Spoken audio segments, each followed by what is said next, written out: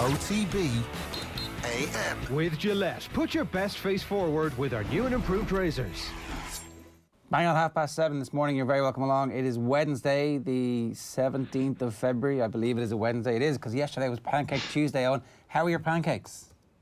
Gorgeous. I got the mini pancakes. Didn't even make a big one, to be honest, because, you know what, microwavable is the only way that 2021 should be enjoyed. Oh, you didn't even make your own pancakes? Come on. Nah, screw that. Screw that. Here. It's like the easiest thing in the world. It's literally the easiest thing in the world. And once you learn how to do it, you'll do it forever. It isn't literally the easiest thing in the world. Putting a substance into a microwave is literally easier than the thing that you said is literally the easiest thing in the world. Heavily processed crap. That's what you had. Your body is not a temple, Eoin. All those lies you've been telling us, all those years you've been on this show telling us your body is a temple, and yet you're willing to put any out-processed rubbish in your gob for the sake of expediency, when actually making pancakes is one of those things that gives you great sense of joy and fulfillment. I challenge you between now and next year to learn how to make some bloody pancakes. It's flour, eggs, and a bit of mix, and you leave it sit for 20 minutes, and you come back, and you pour it out, and it's like, wow, look what I just did. I made this thing. I know how to make pancakes. I don't believe you. I just chose not to. I don't believe you.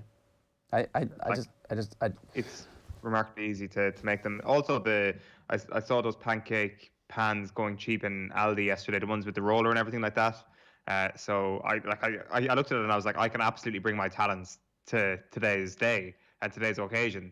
But then there was also a pack of mini ones beside it, and I was like, they are more delicious than the ones you'd make yourself. They're not. They're nowhere near as delicious. They're not. They are. Erroneous. That is erroneous. Like little balls of joy is what the small pancakes are, and you like little balls of joy. Good. Once I saw the balls of joy, the pancake pan was coming nowhere near my home. 3 little balls of joy from Kylian Mbappe in Nou Camp last night. A sensational performance. Everybody's talking about changing the guard, but really the guard changed. Like, this is not the first time he's played against Leo Messi. They played in the World Cup.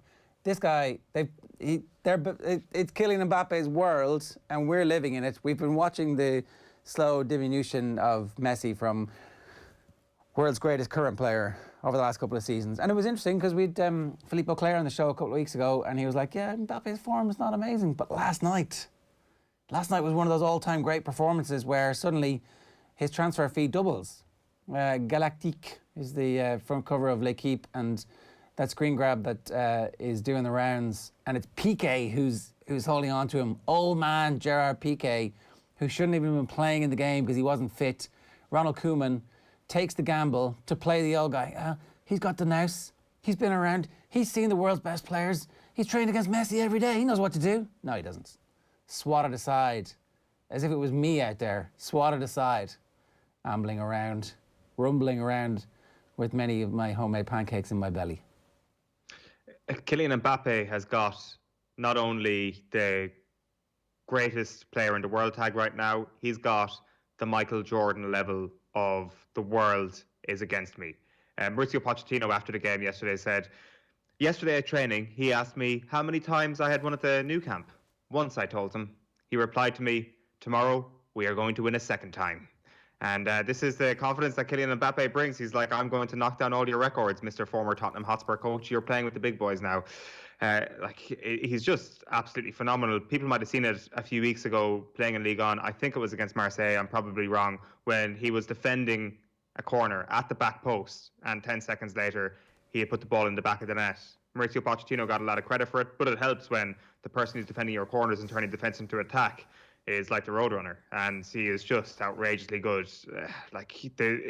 He is unstoppable at this point. It surely cannot happen again that Barcelona come back against Paris Saint-Germain, because it's not only Mbappe, it looks like Paris Saint-Germain in general are way better than Barcelona at this point. Like, the one thing we should mention as well, outside of Mbappe, is that Everton fans would be watching last night's game with money bags in their eyes, watching Moise Kean tear it up. A man who was contracted at Goodison Park until 2024, I think. I'm pretty sure it was a 5-year deal he signed last year, and this guy is scoring against Barcelona in the Champions League. This is the guy that Duncan Ferguson subbed on in a game and subbed off in the same game. He has come a long way from getting double subbed by Duncan Ferguson to last night's performance. Barcelona, though, God, Graham Hunter's been on the show many a time just saying how this empire is crumbling all around them, and records. Opta Joe had a field day last night. The 4-1 defeat to PSG was their second home defeat by 3 or more goals this season. That is as many as they suffered in their previous 20 seasons combined in all competitions. And then the other stat is that Kylian Mbappe is only the third player to score a Champions League hat-trick against Barcelona. The other two came in 1997. It was Faustino Asprilla and Andriy Shevchenko. So all these things are crumbling down around Barcelona at the moment. The stats guys are loving life because a team like Paris Saint-Germain can just tear Barca apart. Shevchenko was 21, I think, at that stage. And that Tino Asprilla hat-trick is for Newcastle, is it? Yeah. Wow, that is a long time ago. I think this is really interesting because I think we're going to see the breakup of Barcelona as a super club. I feel like there's a strong possibility that there is a dark age coming here, and that was kind of the conversation that unfortunately Graham's line popped at the wrong time yesterday. We didn't get a chance to get into too many details about it, but like next season there'll be no Messi, and they will be relying on kids to get them through this. Now, he was certainly making the case that some of those ancillary players are good enough to at least make them competitive domestically, and so therefore you would assume they'll have Champions League football every year, and that will allow them to do some deal with the bankers to get out of trouble. But like there was a brilliant corner in the first half, Messi whipped in, and Griezmann got underneath it, but didn't really. Ander Herrera was the powerhouse, shit-kicking defender who managed to get him out of the way. You're like, come on, Griezmann, come on! All you got to do is jump and go for it. But it just, I don't know, it doesn't feel like the desire is there. When you consider that front line has Leo Messi and two players who both cost 100 and something million, you're like, they should be a little bit better. They should definitely be slightly better. But that's the profligacy and waste that we've seen at Barcelona over the last while. So I don't know if anybody out there wants to talk about Mbappe, let's go for it. We've seen the L'Equipe cover. Was that the L'Equipe cover we already looked at? Yeah, I think so. Did Mbappe only get 9 out of 10 yesterday from L'Equipe? That's pretty harsh. When I go for my player ratings, I usually go to whoscored.com because they're also pretty harsh. They have him at a perfect 10. Right. So if L'Equipe have clearly distanced themselves from the crowds in terms of harsh ratings, giving possibly their best player of a generation, their own countryman, only 10 out of 10, or 9 out of 10, I should say. That is very, very harsh. So if you're Mbappe and you're playing that well, do you think, well, I may as well stay in France? You know, I'm the king of France. Paris Saint-Germain, the biggest club. They're going to be able to sign anybody they want because of the money they have. What's the point of me trying to become the best player in England or the best player in Spain? Does this make him more or less likely to stay? I think that the news that Neymar looks like he's going to sign a new contract until 2026 might make him more likely to stay, at least in the medium term. He was asked about this after the game, and he was speaking to RMC, and he said that the Paris Saint-Germain shirt is one I hold dear to my heart. My future, it would be stupid to decide my future in a single match. The truth is that it is about reflecting for the long term. I've always said that I am happy here. So cryptic enough, he's not willing to pin his colours to the mast just yet in terms of this summer and beyond. Everybody is going to be in for him. But the problem is there's not going to be a team that have enough money for him that are presenting a lucrative enough prospect for him to go and win Champions League. Say if they don't win the Champions League this season, which club can come along and say, you will earn more money here, first of all, and you will also have a better chance of winning the Champions League. It doesn't look like the Spanish clubs can do it. Bayern Munich won't be able to pay him enough, and that leaves Manchester City maybe. Or Liverpool, who had been linked with him recently. Like, is there some deal that you do with Kylian Mbappe, which is an off-the-scale deal that is the first time, where you're giving him points on the profits that the club makes? You're also giving him a percentage of all the shirts sold, not just his. Like, is there some mega deal you do so you don't bankrupt yourself in that you have to pay him irrespective of whether or not the team goes well, that it's connected to success, but it's heavily incentivized? So you make him the highest paid basic player in world football, and then you also offer some kind of points on the gross. That would be an interesting one. Does any player in world football have that deal? Leo Messi obviously has whatever deal Messi has with his 500 million over 4 years. That was pretty remarkable stuff. It obviously didn't work out very well for Barcelona, so maybe you don't make these deals. The thing is, when we talk about the price tag for Kylian Mbappe, that doesn't really matter to the owners of Paris Saint-Germain, does it? Of course it matters to, being able to spend whatever comes in for a transfer fee in terms of getting around financial fair play. That's important, I guess. Yeah. But really, how important is it? Like, it's not as important for the vast majority of other clubs. They don't care. They obviously having him in the year of the World Cup is going to be very important, because look what we have. We have the World Cup and the world's best player and the world's biggest club. Look what we managed to achieve in the space of a decade and a half. That's what money does for you. It's 7:40 this morning. OTB AM live in association with Gillette. Good morning. Start with Gillette, giving you the confidence to tackle the day ahead. Let's tell you about what's coming up on the show. I'll tell you what's coming up after we talk to Phil. First, Phil, good morning to you. How are you? Morning, Ger. How are you doing? Very well. An excellent night's football, and I presume you're pretty happy with how things went? Yeah, it was a strange one. I kind of had that feeling at half-time that Liverpool were going to get done again, because they were very good in the first half, didn't get the goal. A little bit like the Leicester game, and you wondered, would they run out of steam? But in fairness, they were gifted 2 goals, put them away very well, and yeah, they're firmly in the driving seat now to qualify for the quarterfinals. And I know we were talking about it yesterday, and I felt Liverpool had to score in this game to have any chance of progressing. You saw what happened in the last season against Atletico, that they didn't get the goal in Spain, and ultimately it cost them, because when Atletico scored at Anfield, it just changed the whole complexion of the ties. So yeah, it was very important that they scored, and obviously for the second leg, you'd imagine they would have Jota back, Fabinho should be back as well, and all of a sudden your team is looking a lot stronger. Yeah, I'll believe Jota is coming back when I see it. We've just been told so often that he's a week away, and then actually he's 2 weeks away. So I'm getting sceptical about that now, and wonder if the true nature of his injury was ever fully revealed. But look, maybe he's already training, maybe the pictures are there, and it's... Yeah, the pictures are there.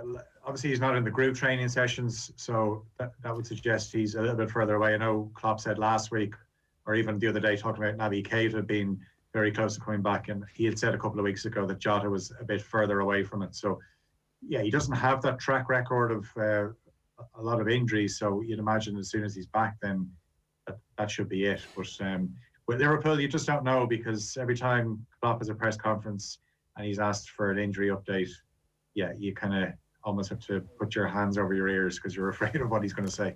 I know you were dual screening Barca PSG. How did Pedri get on? Because we were very excited yesterday with what Graham was saying about how good a player he is. Obviously, there's nothing he can do about Mbappe. He's not a one-man band. But how did he get on? Yeah, well, obviously Mbappe stole the headlines. You know, I was watching the Liverpool game, and I had the PSG Barca game on the other screen, and I swear every time I looked up, Mbappe was scoring before. Like, obviously, I know he only scored 3 goals, but they obviously, Spanish directors tend to show a lot of replays as well, just for the drama. And it just seemed that every time I looked at the screen, Mbappe had the ball in the net. But yeah, he's the star of the show. There's been a lot of talk about Pedri and how I would imagine there's a fair chance he's going to go to the Euros. So he's certainly, you heard how Graham talked him up yesterday. He wouldn't be the first journalist from Spain that I've heard talk about how good this lad is. But unfortunately, it wasn't his night. It was all about Kylian Mbappe. Does Leo Messi fit into the Paris Saint-Germain team next season? Is there space for him? I think there's space for Messi in any team. I mean, whether it's PSG, whether it's Manchester City, and it's very hard to judge him now, because he's playing in a team that just isn't what it used to be. So if Messi does move on from Barcelona, whether it was PSG, whether it was Manchester City, surely that'd be a shot in the arm for him in terms of going to a better team, and might rejuvenate him a bit, and maybe the change would do him good. But yeah, like, his penalty was emphatic, but at times you see him walking around, and maybe he's told to do that, conserve your energy for when you get the ball, so you have the explosiveness and the burst of pace to cause other teams trouble. But there's only so much Messi can do, and you know, there's only going to be one winner in that game last night. All right, we're going to speak with Caoimhe O'Neill of The Athletic about the Leipzig-Liverpool game in a bit more detail in just a couple of minutes' time. What else is going on? Okay, well, just put a bit more meat in the bones in terms of those Champions League ties. Obviously, a 2-0 win for Liverpool in Budapest over RB Leipzig. Mo Salah, 24 goals now this season. Sadio Mane got the other goals, so Liverpool firmly in the driving seat to qualify for the quarterfinals. But PSG have more than one foot, you'd imagine, in the last 8 after that 4-1 win at the Nou Camp, thanks to that hat-trick from Kylian Mbappe. 2 more last 16 ties tonight. You've got Porto against Juventus, and Sevilla take on Borussia Dortmund. Both games kick off at 8 o'clock. Also, there's Premier League action as well. Manchester City play that rescheduled game against Everton, the one that was called off over Christmas because of COVID. Chance for City to go 10 points clear at the top, obviously in excellent form. And that one gets underway at 8:15. Fulham have a chance to move within 4 points of safety. This is a big game for them. They play Burnley at Turf Moor. That one kicks off at the earlier time of 6 o'clock. Mick McCarthy in the Premier League, lads, it could happen in 2021 because Cardiff are flying under Mick McCarthy. 4 wins in a row, 2-0 win away to Luton last night, and Cardiff just 3 points off the playoff places in the Championship. Celtic in Scottish Premiership action this evening. They host Aberdeen, go into that game 18 points behind leaders Rangers. Celtic will play the game less. That one gets underway at 6 o'clock. We know obviously the GAA revealed yesterday record losses of €34 million in 2020 due to the COVID-19 pandemic, and something to come out of it as well is the GAA's commercial director Peter McKenna name-checking Amazon as a player in the market for media rights to show games under the next agreement. The current broadcast deal expires at the end of this year. Scotland's Xander Ferguson will miss the rest of the Six Nations, handed a 4-week ban after he was sent off against Wales for that challenge on Alan Wynne-Jones, another red card for a dangerous clear-out. So he misses the final 3 games against France, Ireland and Italy. World number 1, Ashley Barty's out of the Australian Open, beaten in 3 sets by Karolina Muchova in the quarterfinals in Melbourne. So Muchova will face American Jennifer Brady in the last 4. All eyes will be on Rafa Nadal later on as he continues his bid for a record 21st Grand Slam. He faces Stefanos Tsitsipas in the quarterfinals. The winner will face Russian Daniil Medvedev. He beat fellow Russian Andrei Rublev in straight sets earlier on this morning. So that's in one semi, is it? Yeah, obviously Djokovic will play Karatsev in the other semi-final. Okay. So that's on the other side. And it's Serena. Form would suggest we're going to get a Nadal and Djokovic final.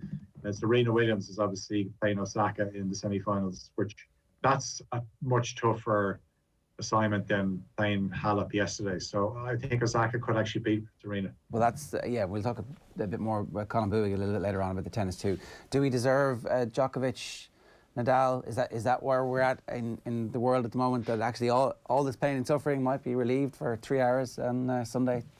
Yeah, well, Djokovic looks like he's suffering. He's talking about playing through injury, and there was stages. He's such a legend. The way he bounces back from those injuries. But there's a fair chance to be a crowd at the semi-finals and definitely the final in Melbourne. Obviously, there was a circuit breaker, a 5-day lockdown in Melbourne, where you had that bizarre situation last week where Djokovic's match was still going on when the crowd were asked to leave because the curfew was kicking in. But yeah, if you get Nadal and Djokovic in a final with a crowd, it'll certainly be a good one, considering Nadal can go ahead of Federer, both on 20, Djokovic on 17, and you would imagine, obviously, Nadal has another French Open, at least one more French Open in him, so this is a great chance for Nadal. Good stuff, Phil. Thanks a million for that. More from Phil across today on otbsports.com and on the OTB Sports app, which you can download for free in the App Store. Here's what's coming up between now and 10 o'clock. We're going to speak with Caoimhe O'Neill in just a moment about Liverpool's 2-0 win against Leipzig. We'll bring you through the sports pages at 8:05. Niall Quinn is going to join us at 8:15. We'll talk about the Australian Open at 8:30. Then John Duggan run you through the rest of the day's sports news at 8:40. Dr. Brendan Egan is going to talk to us about fasting and the benefits for Joe Public as well as elite athletes. James McClean, our exclusive interview with James McClean, coming up at 9:10 this morning. And then we're reflecting on what it's like to be Irish and living in England at 9:30, a piece from last night's show. Now, let's move on and talk about Liverpool. 2-0 win last night against Leipzig. A nervy enough pre-match build-up from Liverpool's perspective. Caoimhe O'Neill of The Athletic is with us, but I think of all of the things that could have happened, the 2-0 win, that's the type of thing that gives everybody a little bit of a moment of calm, shall we say, because it's been a bit of a maelstrom around Liverpool the last couple of weeks. Yeah, well, Liverpool have been in crises, haven't they?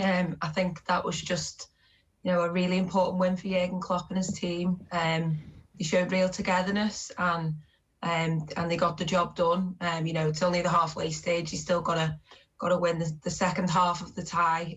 But I just think the mood in the camp now looks to have changed completely. I know a win can do a lot for you, but that win in particular, just keeping a clean sheet, I think in my memory. I think it might be the first clean sheet since Newcastle away, potentially at the end of December. I can't remember if there's been one after that, because Liverpool's defence just haven't been good enough, obviously, with the injuries and things like that. But, you know, last night the real highlight was Ozan Kabak, 20-year-old kid, basically. We know he's got Champions League experience in the past, but that he made his Champions League debut for Liverpool, and he was phenomenal. Obviously, there was concerns at the weekend about the communication issues between him and Alisson, and like, I think Klopp said, look, this is the type of stuff in pre-season you sort out. We're not in pre-season. We don't have time to fix that. So learning on the job is going to be incredibly difficult. And yet he was somebody who had a big reputation in European football amongst scouts. It felt like Liverpool had done a really good bit of business. Then all of a sudden Saturday happens and it's like, ooh, we're not sure about this. So last night was a huge game for him. He must have been feeling very nervous in the build-up to that. Yeah, it was a really big game for him, and I think, you know, he had a good performance at Leicester. It just obviously was that mistake, the mix-up between him and Alisson, which probably Alisson would hold his hand up and say he was culpable for. But obviously his performance last night was much improved. You saw him make some incredible stops. But getting back to Kabak, I think, you know, for someone to join the club at age 20 and have a performance like that in the Champions League, you know, if he'd come from the academy, it'd just be endless conversations about, you know, how brilliant that was. Obviously, he's come from Galatasaray, and I think he won the man of the match vote last night on Liverpool's Twitter. So I think he's got a lot of brilliant fans behind him already, and yeah, just phenomenal, really. And obviously, you know, the role Jordan Henderson's doing at the minute as well. Obviously, it didn't pay off at the weekend, but he seemed to help coach him through a little bit that game. And then last night he was there again. But Kabak seemed to step up and be almost like the senior centre-half at times, which you absolutely love to see. Considering he is just 20, like it is bizarre to think he's so young and put a performance in like that. And not only that, but it just kind of bodes really well for the future for him. I think, you know, his name's been doing the rounds for such a long time now. He's been playing senior football for, I think, a few years, obviously at Schalke and Galatasaray. And, you know, I think this is why Liverpool fans on that performance last night, this is why they were so excited to get him in, because he had been sort of making waves, and for all the talk of Leipzig's defence, you know, it was actually Liverpool who come away with the plaudits. There's probably brilliance to that, I guess, unawareness of what Liverpool might have been like over the last 6 months or so if you're coming into the club. I'm sure if you're a defender who steps up, if you're Williams or Phillips, for example, you're well aware of how amazing Virgil van Dijk is. You're well aware of how amazing Joe Gomez is. And you're very much aware of how much of an injury crisis this is. Whereas this guy comes in, hasn't had that negativity in his brain for the last few months, which can surely only accelerate the sort of leadership qualities that you speak about there. Yeah, I mean, he's been playing for Schalke, who are, I think, near to the bottom of the Bundesliga. They've lost a lot of games. You know, he's brought that, you know, almost like he's been in a negative environment, hasn't he, really? Although, obviously, you know, even teams at the bottom are still fighting for everything. So I think to come into Liverpool must just feel like a massive opportunity for him, you know, being on maybe the cusp of relegation from the Bundesliga. I haven't quite checked where Schalke are at the minute, but, you know, it wasn't looking good for them at the time he joined. So, you know, he's probably thinking this is a real opportunity now. He's almost on trial in a way, because obviously he's on the loan, and then Liverpool have the option to buy for, I think it was 18 million, which, I mean, you think they're likely to do. It looks a complete steal, especially in this market. And, you know, the markets to come are always going to be crazy for players, in particular centre-halves. So he just looks a real steal for Liverpool, I think. Obviously, it's early days, and, you know, fans won't want to get ahead of themselves or anything else, because we saw at the weekend how quickly things can unravel. But, you know, you take the positives from last night, and Ozan Kabak was definitely among the very best of them. Schalke absolutely rock bottom of the table with 52 goals conceded. So he's getting out of jail and then playing in the Champions League for Liverpool against Red Bull and doing really well. Like that's like a massive winning lottery ticket for him. What about Thiago? Because it was a lot of pressure on him and a lot of comment after the weekend too that Thiago hadn't quite lived up to the hype and certainly the responsibilities of being in that Liverpool midfield at the moment. I think if you look, you know, more in depth at Thiago's numbers, he's still doing all the right things, and he's among, you know, the best for all the creative passes and things like that. But I just think he struggled with Henderson playing deeper, Fabinho playing deeper in defence. He struggled with that shield almost. He needs someone just to sort of be there and mop up. And I think that's why we've seen him sort of, pick up quite a lot of yellow cards in the Premier League. He's tackling, making strange challenges at times. And, there is still a factor that he's settling into, the Premier League. It's a different league to the Bundesliga. We know that.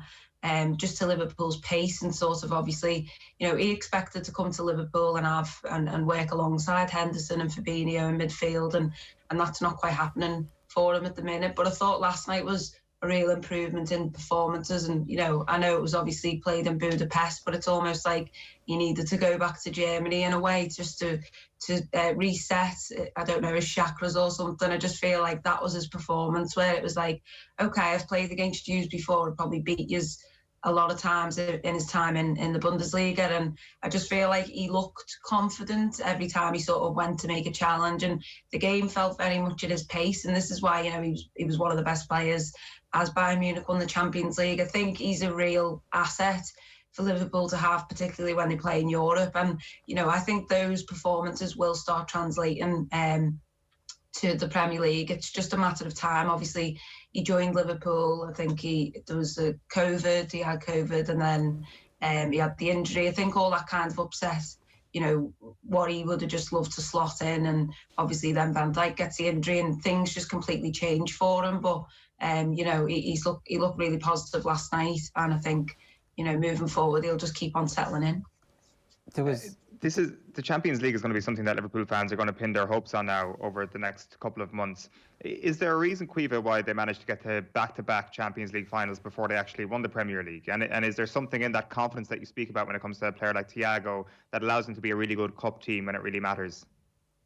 Yeah, I think with Liverpool, and I think a lot of fans will tell you this, there's just always been that history with the European Cup and indeed European competitions. I think it's always been seen as something like a little bit of a break from the sort of tension, particularly over the last few seasons when Liverpool have been fighting for the Premier League.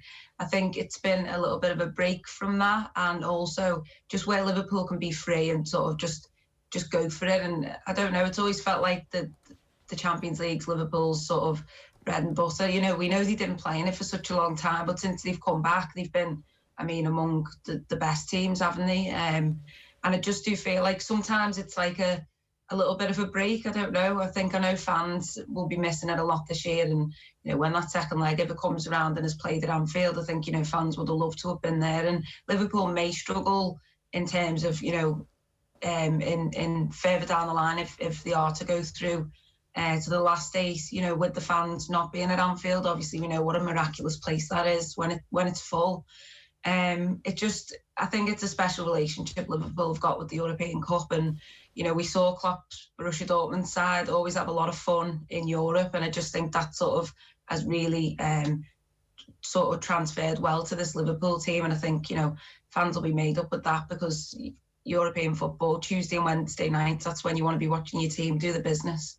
The performances, obviously, we know have been very flaky over the last couple of months. Essentially, the league form has them, I think, over the last 10 games in the bottom half of the table. In the middle of all that, there was back-to-back wins against Spurs and West Ham. And at that stage, it kind of felt like they'd turned a corner, and yet they obviously hadn't. So how do they make sure that this one result isn't just a little oasis, and actually they use this now to be a turning point in the season? Yeah, well, you've got it spot on there. They had that sort of nice little couple of away trips to London, and everything sort of picked up again. And, coming into the weekend, Liverpool obviously play Everton on Saturday evening, and, they'll want to get another win there, but then they'll want to win after that. And it's just about creating that hunger to go and sort of, mount a winning streak that they have done in the past. This team are capable of that, albeit for, the defensive injury woes and whatnot. I think, those two performances were like almost before last night the highlight of the year so far for Liverpool fans. And just to keep on going, I think. And I don't know, the mentality seemed to drop a little bit off just late December into January, and then they picked it back up, obviously, against Tottenham and West Ham. But, you know, the messages coming out of the club, Salah's message at the weekend was like, you know, a promise that we won't let this happen again. I think a figure like him, who's, I think, scored his 24th goal for Liverpool last night, which is, you know, ridiculous at this stage of the season. You know, for him to stand up and say, you know, this promise that, you know, the season isn't going to continue like this, we're going to sort it out. And, you know, they did that last night, so they've got to do that again against Everton. And, you know, Klopp's always, like most managers in football, it has always been with him, one game at a time. If you'd ever ask him, you know, it's always, we're just going to focus on this game. And that's all Liverpool need to do. They need to rally around the next game, and that's the Merseyside derby, which I think, you know, doesn't take a lot of motivation, does it, to be up for that one. Well, especially given what happened last time out, that surely adds a little bit of fire to this weekend. Yeah, definitely. I think, you know, the way that ended, and obviously I think Michael Oliver said, didn't he, should have sent Jordan Pickford off. That was months later in an interview. You know, Liverpool fans do still feel aggrieved about that. Obviously, Van Dijk, they lost in that game. They also lost Thiago for a while after that as well. So it was a real costly game, and one they didn't come away with 3 points, even though it looked as though Sadio Mane was onside at the very end. Obviously, that was ruled out by VAR. So that's probably where Liverpool's season almost started to go wrong in a way. You know, they sort of, you know, rallied after Van Dijk and then Gomez's injuries. But I don't know, it feels like the sort of what happened in that game, they never really shook off. So, you know, they've got to put that right. And I'm sure all they need to do to get prepared for this game is to watch the replay of that and just know how they felt, and obviously take that into this game. Sadio Mane's form, again, look, such an important player, genuinely world class. It's been a little bit below where it has been over the last couple of years. Important for him to get that goal last night. And, I mean, if there is going to be a turning point, it could be him coming back to the level that we know he's capable of. Yeah, I think there was sort of like a light bulb sort of switch moment against Leicester, and it was like, okay, Sadio Mane's actually playing here, with the freedom that, you know, he's enjoyed over the last few seasons at Liverpool. It's brought some great success. I think in the past few weeks before that, it seemed as though all the Liverpool players, you know, were capable, but they weren't doing enough in the final third in particular. They just felt like they were running out of ideas, and sometimes almost cautious to take the defender on, you know, to run the ball past it. And I think Sadio Mane is one of the best in world football at pushing the ball past players. You know, he makes it look ridiculously easy when he does it. And, you know, that sort of, against Leicester, even though obviously it was not a game Liverpool fans will want to remember, but Mane looked really, really good, and he has done throughout the season. But obviously getting that goal last night, being alert and switched on as Salah was for his goal, I think it was a carbon copy almost, wasn't it? You know, they preyed on the defensive woes of another team, and I think that's what, you know, we've been saying this Liverpool team need to do, because as soon as, you know, key players got injured, you thought they're going to have to outscore teams again. And you do still feel that might be the case, you know, as the season goes on. So those lads have just got to keep on scoring. Obviously, you know, it was an amazing, it looked like he'd almost kept the ball in, didn't it, for Firmino? I would like a magnifying glass on that one, because it did look to me like it just stayed in. But, you know, wouldn't that have been a great story for the front three to score in the Champions League, like the Knights of old? Can I ask you, sorry, Owen, just like one of the key parts of your gig is to have your finger on the pulse of the fans, and in that context, the rumours that swept around Klopp and a potential resignation, or him leaving, or him kind of having had enough, it seemed to me from the outside as a non-Liverpool fan that this was preying on the worst fears of Liverpool fans, that the season has gone a bit pear-shaped. He's had some difficulties in his private life. In the past, we've seen him walk away when things weren't going great at Dortmund. I understand these are all completely different scenarios, but you put it all together and suddenly that rumour catches fire amongst Liverpool fans, because primarily it was just about believable that maybe it's possible. What was your take on that as somebody who really understands exactly the dynamics of the club and his relationship with the city and with the fans in particular? Yeah, I think obviously it was interesting, wasn't it, after that small clip come out after the press conference where Klopp sort of conceded the title.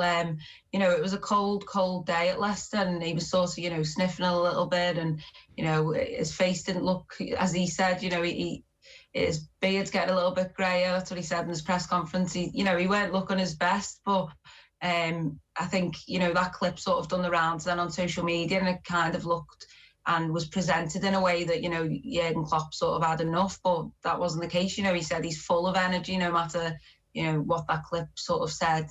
And then Henderson as well, he commented on the weird little WhatsApp sort of screenshot that someone had obviously made and sent out, which said Alisson and Robertson had, had a coming together of some sort.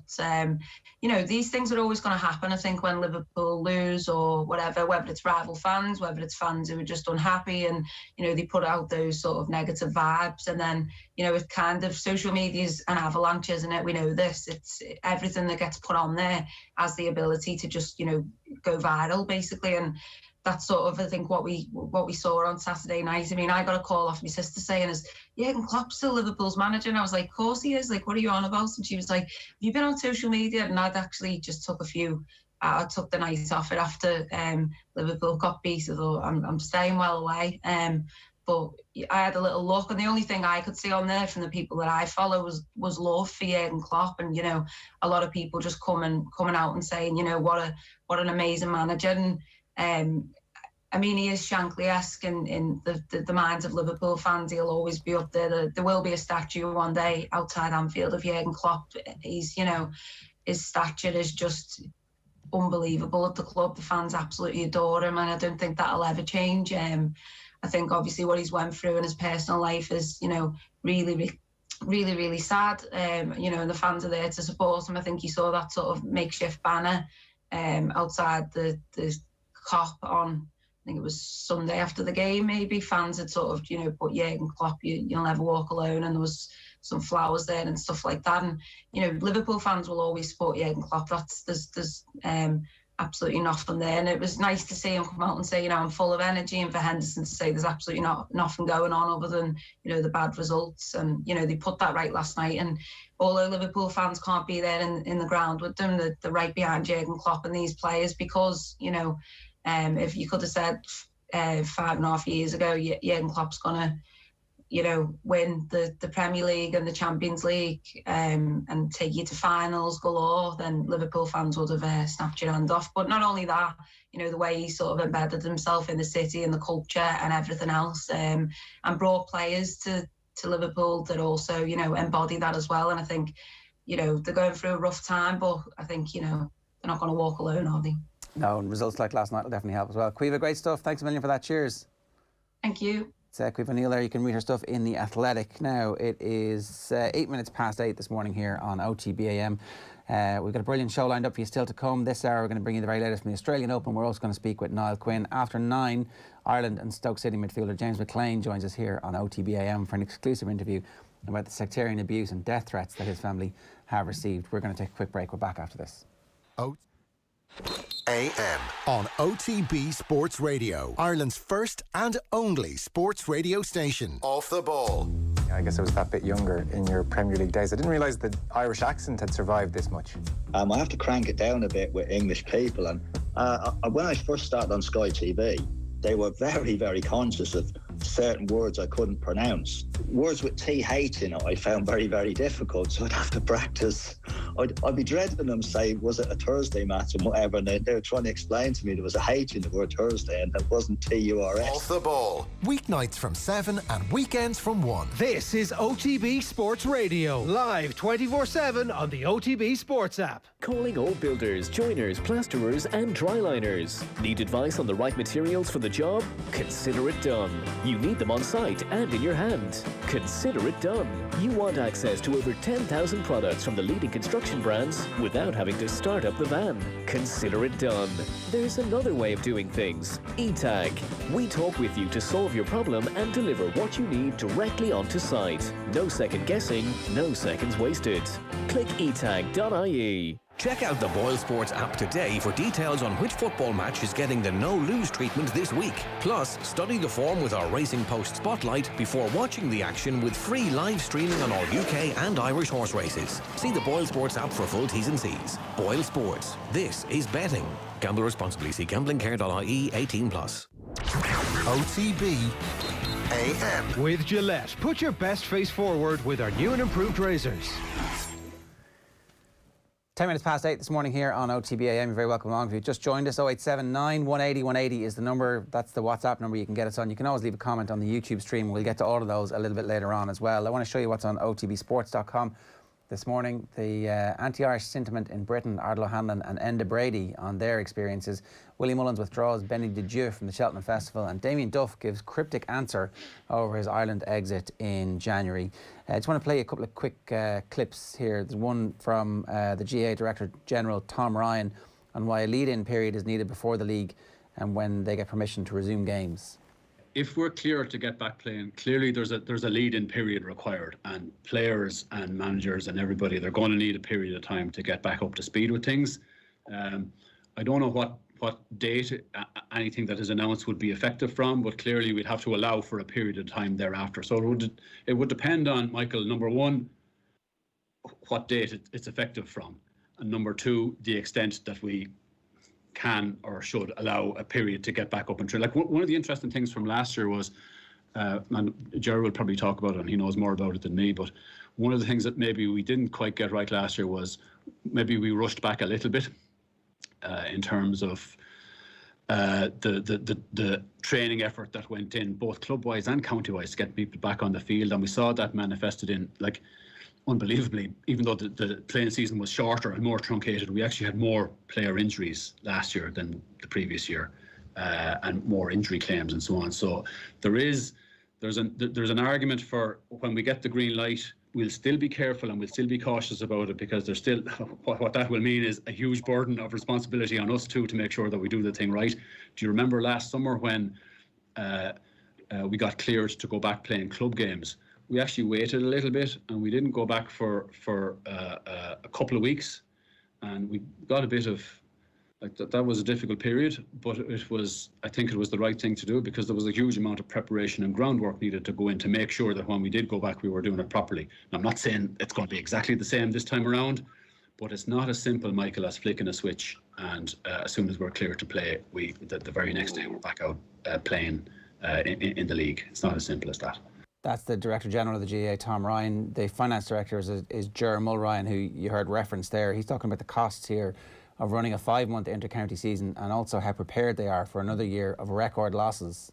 If I'm sitting here reporting another similar loss next year, which realistically, as of today, I look like I probably will be, we have met our banks, and we have lines of credit in place. So, you know, we have, as part of our audit process, and Peter alluded to, you know, we had to review our going concern as a collective unit and as an association, and we have presented our cash flow projections and business models on the back of that. So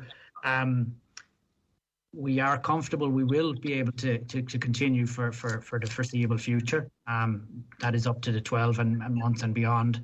And so look, I'm fairly confident that won't be a problem. Broad strokes, we've met all the counties, we met all the treasurers, we've asked them to we have the numbers based on the fixture rollout that was there. I suppose it is there currently, so that is on hold at the moment. And broadly, that's, if everything was to hold up, it's about 20 million. That's really what we're looking at to run it in its current guise. So that's what sort of 5 to 6 month season would cost. That's Jeremy Ryan there, and this is the last one from Tom Ryan. He says they're in talk with the government about more state aid, which they need to run the championship and keep the organisation afloat. Have a listen. We always take pride in the fact that we're self-sufficient. So it's a difficult place to be at the moment to be reliant on external assistance. I suppose there are certain things that we can try and do for ourselves, and that's around, you know, it's around trying to salvage revenues where we can, in terms of, you know, we were very fortunate this year. A lot of our sponsors and commercial partners were good to us. Likewise on the broadcasting front. So, you know, we have to make sure we don't give up, Sean. We try and get as much as we can in terms of whatever revenues are there and salvageable. We try and manage our costs as best we can. But I'm comfortable in all, as it is to say it, we will be dependent to a certain extent on external assistance from the state. Again, no point in misleading people about that.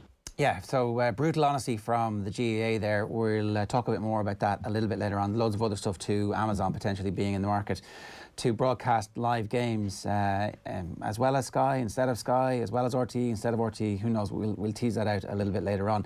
Now, I want to move on because a new documentary, Niall Quinn, Boot Room to Boardroom, airs on Virgin Media 2 tonight at 10:15 p.m. Have a quick look at this. It might have been 92. Maybe something like that. It was around the time Roy got in the team. I'm trying to think when Roy first got in the side.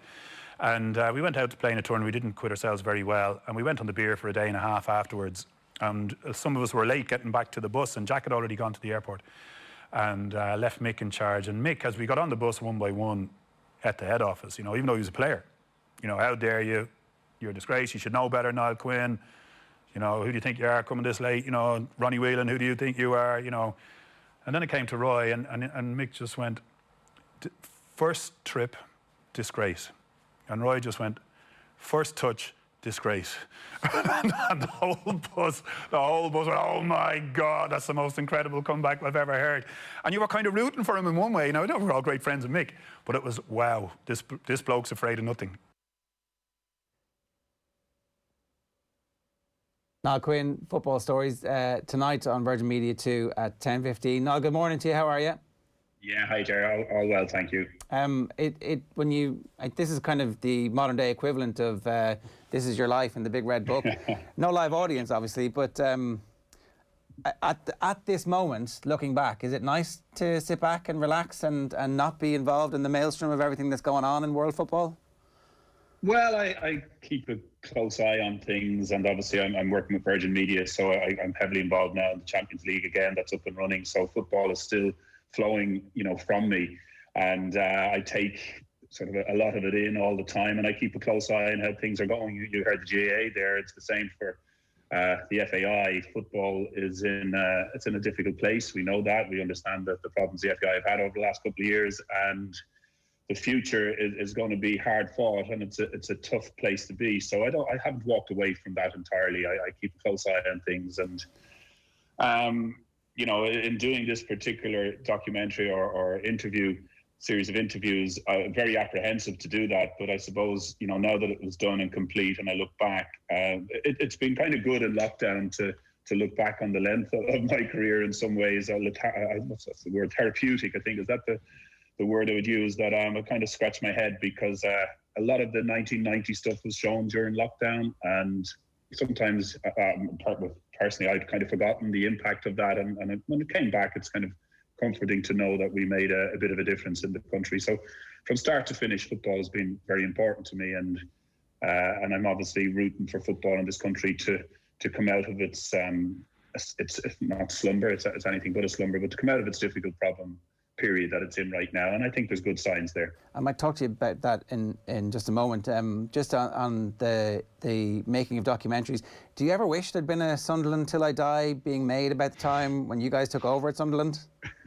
I'm absolutely delighted there wasn't, because it was pretty chaotic, and all you have to realise is here's a guy who'd never been in business in his life, thrust in charge of an LLC, a proper PLC, I should say, in London. I was chairman of a PLC at 40 years of age, and I'd never had another job in business before that. So that was interesting, getting to learn very quickly on the job about what running a football club was like, and having thousands and thousands of shareholders that didn't want to sell their shares to us, and having to try and broker a deal between shareholders from all over the world and ourselves in terms of the club going forward, and then all the various departments within the club trying to resurrect some form of identity within a club that had fallen pretty low. That they'd just broken their own record for going down to the lowest points total ever in the Premier League. The crowd were fed up.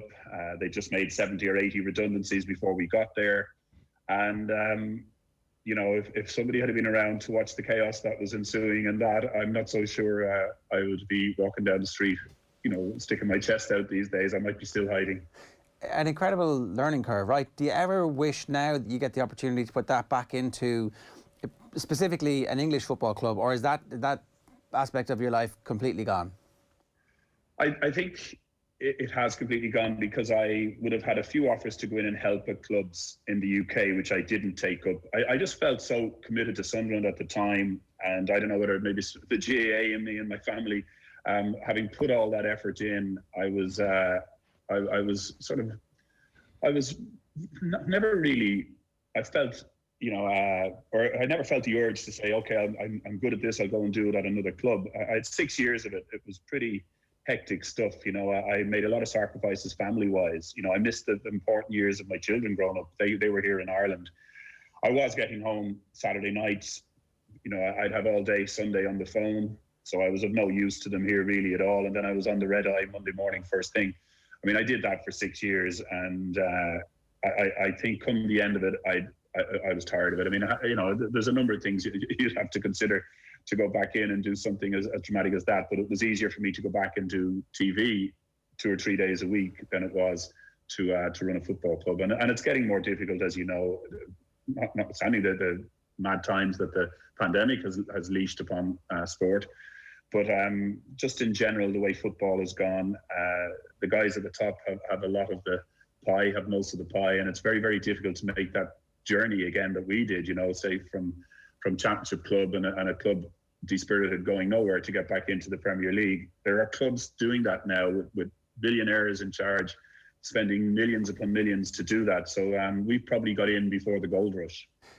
In terms of then all of the knowledge that you have about Irish football at the moment, are you happy to be out of that as in that formal way that you are? I mean, just from your first answer, it sounded like you're a bit like Al Pacino in Godfather 2. Just when I thought I was out, they sucked me back in. Maybe it's Godfather 3. I got my reference wrong, but you know the one. Oh, that's fine. That's good, Jerry. I like that. I would say I have a very close eye on things. I got to know people within the FAI and around the FAI who are working hard to make the game better. I enjoyed working with them, and I stay in touch with them. I was,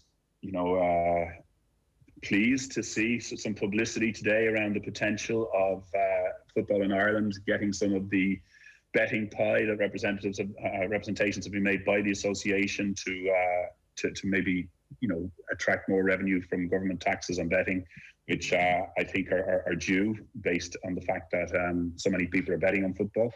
So I think there's things shifting in the right way.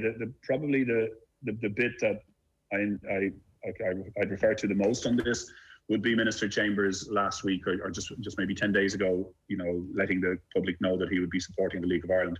That's a huge change from where they were, say, 12, 13 months ago, Ger. And I think that's a good sign that things are going the right way. There's still some more ground to be made up. Of course, there is in an association that's gone through such a traumatic period. But I think there's a unity that's starting to build within the association. I think the fires have gone down a little bit. I don't know the new CEO, but I think he's doing a very good job in absence, almost, given that nobody is meeting up and everything is being done by video cameras these days. So it's a real difficult station. The association still is in a difficult place, but I think the unity that's beginning to appear and the satisfaction the government are getting, I think it's good for me to keep an eye on that. And if there's anything I can do from just outside the camp, then I would do.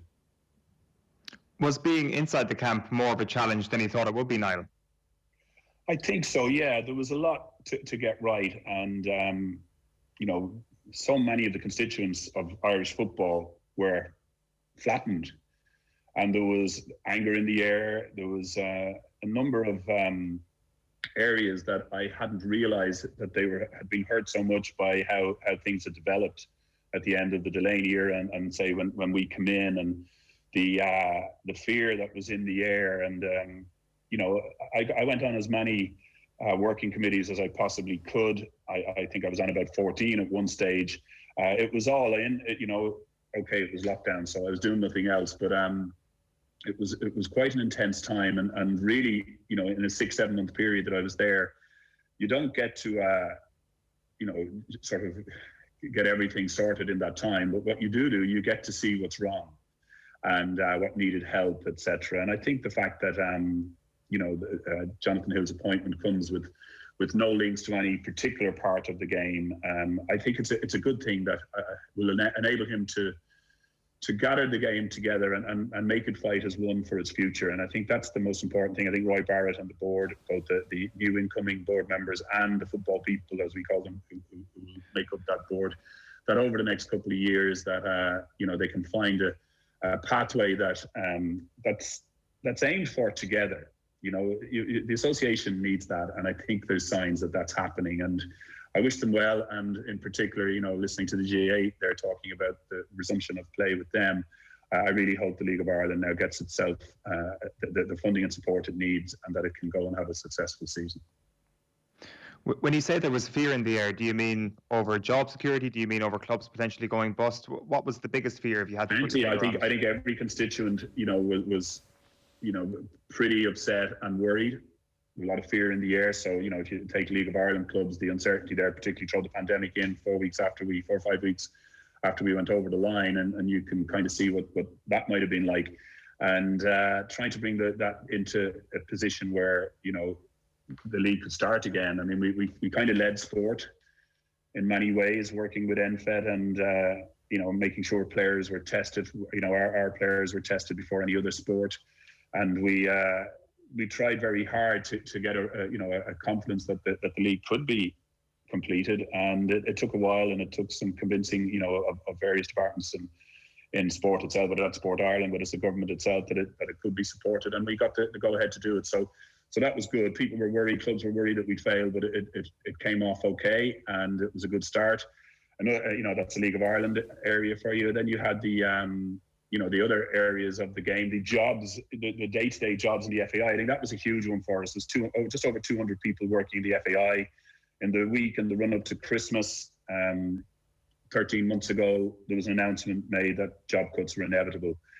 And that was a really tough time. We went in at the end of January, and you could feel that in the air, that all the people who had previously felt their jobs are secure and loved working with the FAI, there was a huge fear in the air. And I think that's one of the things that look back on and get the most sort of kick out of, was that we didn't have to go and make those redundancies that people thought were inevitable. And when you get a workforce that start to appreciate that as well, you feel the thing going the right way. But I never had, I might have had a doubt before I went into the association about how it worked, about the application of the people that work in there. But once I got in behind closed doors, Jared, there's some people in there do some great stuff. And of course, it's never highlighted because of the troubles at the top that we've seen over the last few years. Well, fingers crossed they'll get the opportunity to become the people that we talk about within the FAI, as opposed to the boardroom battles and the infighting. You guys kept calling for unity.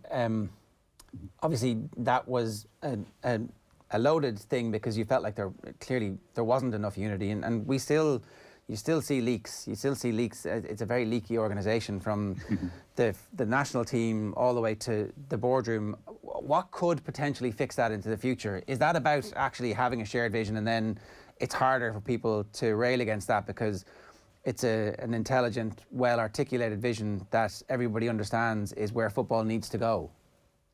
Yeah, I think the role of the CEO is very important, and Jonathan Hill has the job to do that. But I think he's very well placed to be able to carry that off. And I think the game sort of realises now, I think it's settling back down after the traumatic revelations, obviously, of the John Delaney era, and what that meant for the association, and how confidence had to be restored in key areas, like government, Sport Ireland, the Treasury, if you like, and also the bank, that they feel that there's a confidence in the air. So there was a lot of work to be done to re-establish confidence. And in the first instance, that was kind of tough to do, because people wanted to have a voice, and it was fine when they were sort of public about it. But when there was leaks, if you can imagine, Ger, speaking to a potential sponsor about how great the association is going to be, how great it would be to come in and sponsor us, and then there's a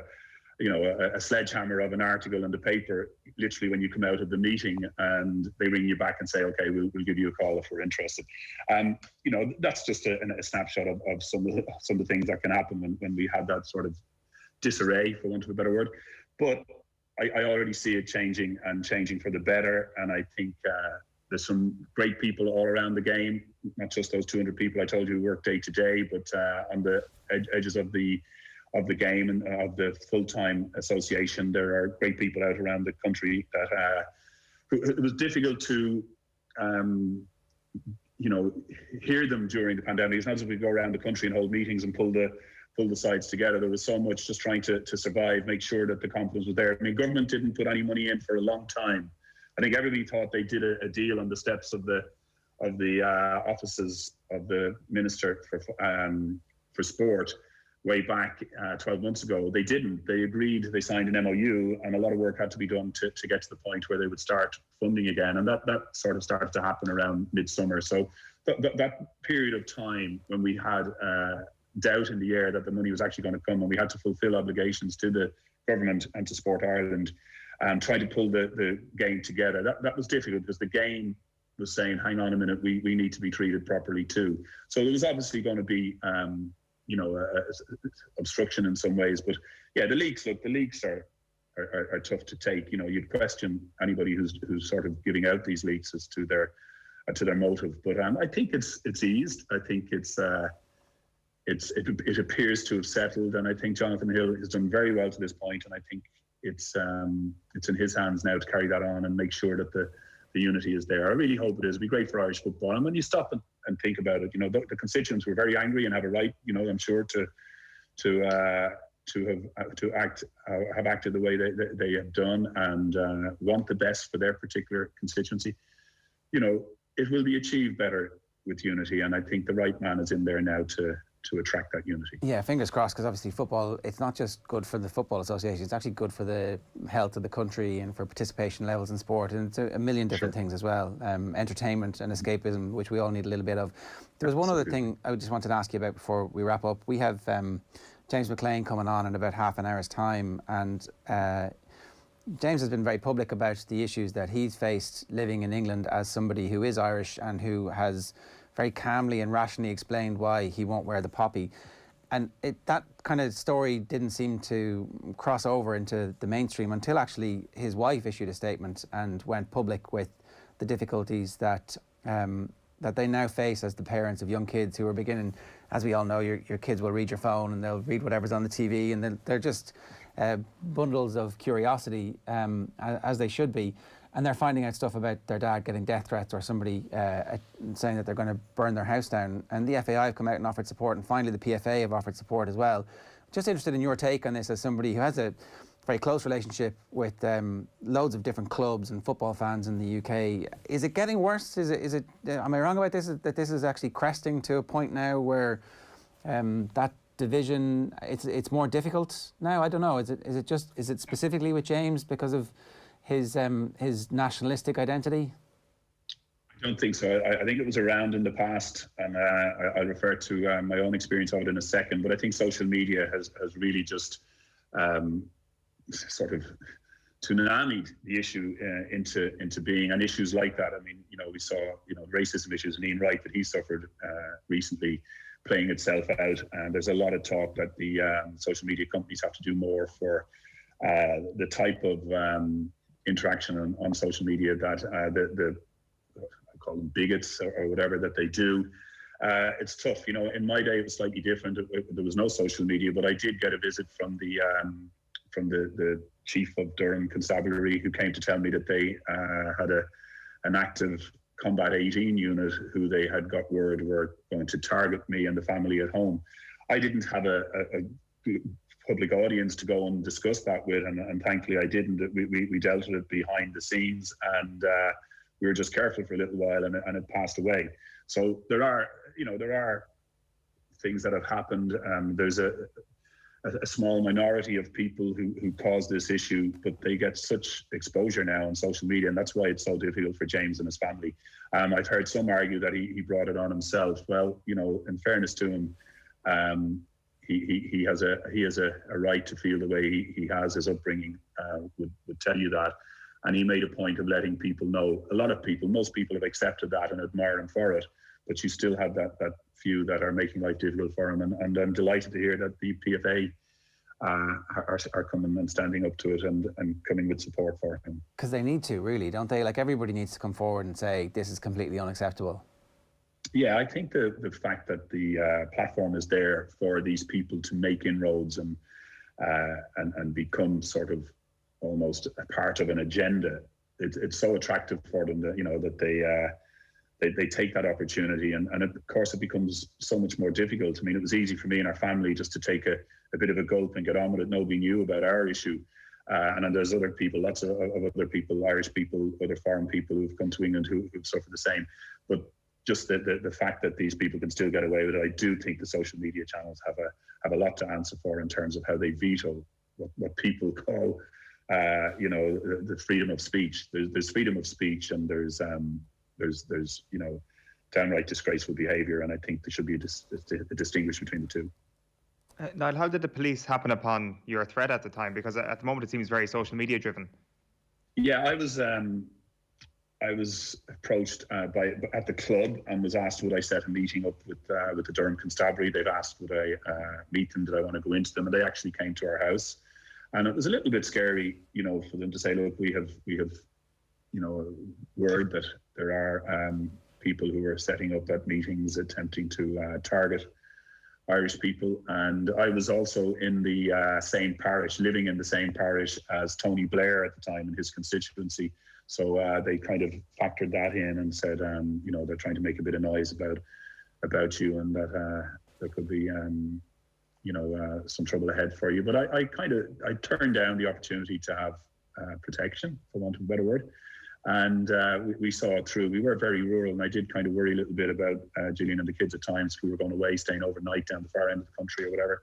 But it passed off, and thankfully nothing happened. Was this when you were a player at Sunderland? Yeah, this would have been when I was a player, maybe not doing so well in Sunderland either at the start. But I say it passed off, and my relationship with the people there was just it was an incredible relationship that was built up after that time. But I suppose in the early days, you know, I suppose I wasn't everybody's cup of tea. Never mind the bigots from Combat 18. I think the fans in Sunderland weren't quite sure what I was when I came up at the start, but thankfully that all turned around. Niall, go on, sorry, Eoin. Sorry, just one final one. Niall, did that replicate itself in the stands? Like, obviously this is quite a separate thing to just inside a football stadium. Did you get an anti-Irish sentiment when you were playing? I think the odd time, you know, I can remember going back to my car late in the dark, you know, one winter Saturday night after a home defeat, and I was struggling with my knee, and I think Aisling was a young child. I was carrying her on my arm, and literally a meatball of a thug walked by and spat right into me, and, you know, piss off back to Ireland, Paddy. I mean, I got that, but that was just a one-off instance that, you know, an incident that, you know, I kind of kept to very much to myself for a good period. I didn't want to go promoting that because I'd had a bit of a stinker that day, you know, and obviously this particular guy was annoyed. But you know, football, it really does get emotions flowing, as you know, and there was rage in the air that particular time with this guy, and something I won't forget. But I dealt with it by putting it under the carpet. I really admire James for coming out and taking it on, because it's so much more difficult for him with social media. It's a huge story every time he tries to do something about it, and I as I say, admire him, but I just hope it gets better for him, and please God the PFA will get strong on this. And I know they have a new CEO to vote in soon, but I would like to think that you know, the respect of footballers, be whatever race, religion, creed that they are, that they're prioritised, and that people can see a way out of this, that the social media channels will play their part as well. It's not good, Ger. No, it absolutely isn't, and it's really something that the social media channels could fix at the touch of a button. You just, the way the betting companies require a passport, you need a passport to do this, and if you don't have one, and we don't know exactly who you are, then you can't get on, and you can't have a second account. You can't. Correct. It's a really easy fix if they wanted to fix it, and the politicians could force them to fix it. But yeah, at the moment, there doesn't seem to be the will to do it. I think so. I think everybody is kind of, you know, just shrugging their shoulders and saying, "Oh well, that's life." I think it's having too much of an impact now. It's allowing, you know, a narrative to a strong, prevalent narrative that is an awful example for our young people. Like, what will they think in 5 or 6 years if this is all they hear? What's the norm then? What are we teaching young people to be? Is that what football was meant to be about? No, sport was meant to be about something totally opposite to that. And I would agree with you there. I think that's a very fair point that,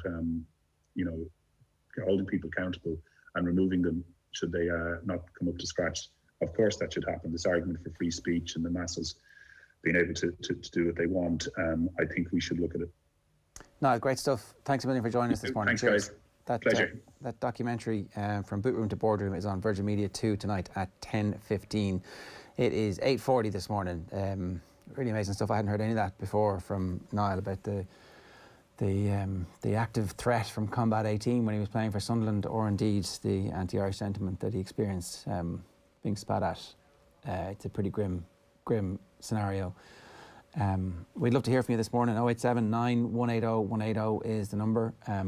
We've had some pretty horrific testimony by email as well of the anti-Irish sentiment, that people just living and going about their business, playing football actually in England. We might read you that email a little bit later on as well. And as I said, Boot Room to Boardroom airs as Tommy Martin sits down with Niall Quinn to look back on his glittering football career in a two-part special. First episode tonight, 10:15 on Virgin Media 2. Now, here's what we got on OTB Sports Radio for you today. Leaders' Questions with Bill Bezic, who was at one stage involved with Manchester United and would have worked with Roy Keane. Manu Petit is OTB Gold. French football all the rage after Kylian Mbappe last night. Lee Dixon, Legends interview at 3 o'clock. Our retro panel with Billy Walsh, Jason Sherlock and Jarlath Regan. OTB Gold is Luke Keeney at 6 o'clock. And then live tonight, Pádraig Harrington on his return to play after testing positive for coronavirus. Niamh Briggs and Rory O'Connor on Wednesday Night Rugby. And of course, Champions League updates. It's a full slate of games, but a little bit later than planned because that went over. Let's join Colm Boohig to talk about the Australian Open, which is at the business end of the tournament. Colm, it's time for everybody to tune in because we might have Novak Djokovic versus Rafa Nadal in the final. Get on the bandwagon now, it's not too late. And we might have crowds to watch them as well, Ger. They're set to return the crowds on Thursday for the semi-finals. So there's been a circuit breaker in Melbourne since Friday night because of an outbreak at a Victoria Holiday Inn. So there was a bizarre scenario on Friday night in Novak Djokovic's match with Taylor Fritz, where halfway through the fourth set, the umpire interrupted the match to read out a formal announcement instructing every member of the audience to leave immediately so that they can get home in time for the curfew, which is 11:59 p.m. This is 11:30 p.m. So the players left the stadium for 7 minutes and returned to play in silence. And it's been in silence ever since then. And it's been a real shame because the crowd have been magnificent. We spoke about this last week on OTB AM about examples of how much the crowd are interacting and kind of the pantomime villain stuff. And all going well within the next 24 hours or so, fans should return in smaller doses. I think it's capped at about just less than 7,500 fans per session, which is fine. I mean, for the first 10 days of the tournament, there's been 98,500 fans through the turnstiles compared to 650,000 last year. So obviously it's nowhere near the same as it usually is. But for the last 12 months of tennis, it's exceptionally good considering there were no fans at the US Open or the season-ending ATP finals, very few fans at the French Open. This is the first time where it really feels like a Grand Slam. So hopefully, all going well, the fans will come back and they might be able to see Djokovic against Nadal on Sunday in the final, all going well with that. It was raucous last Friday for Kyrgios against Thiem, and it seemed like it was their one last hurrah before getting kicked out again, the fans.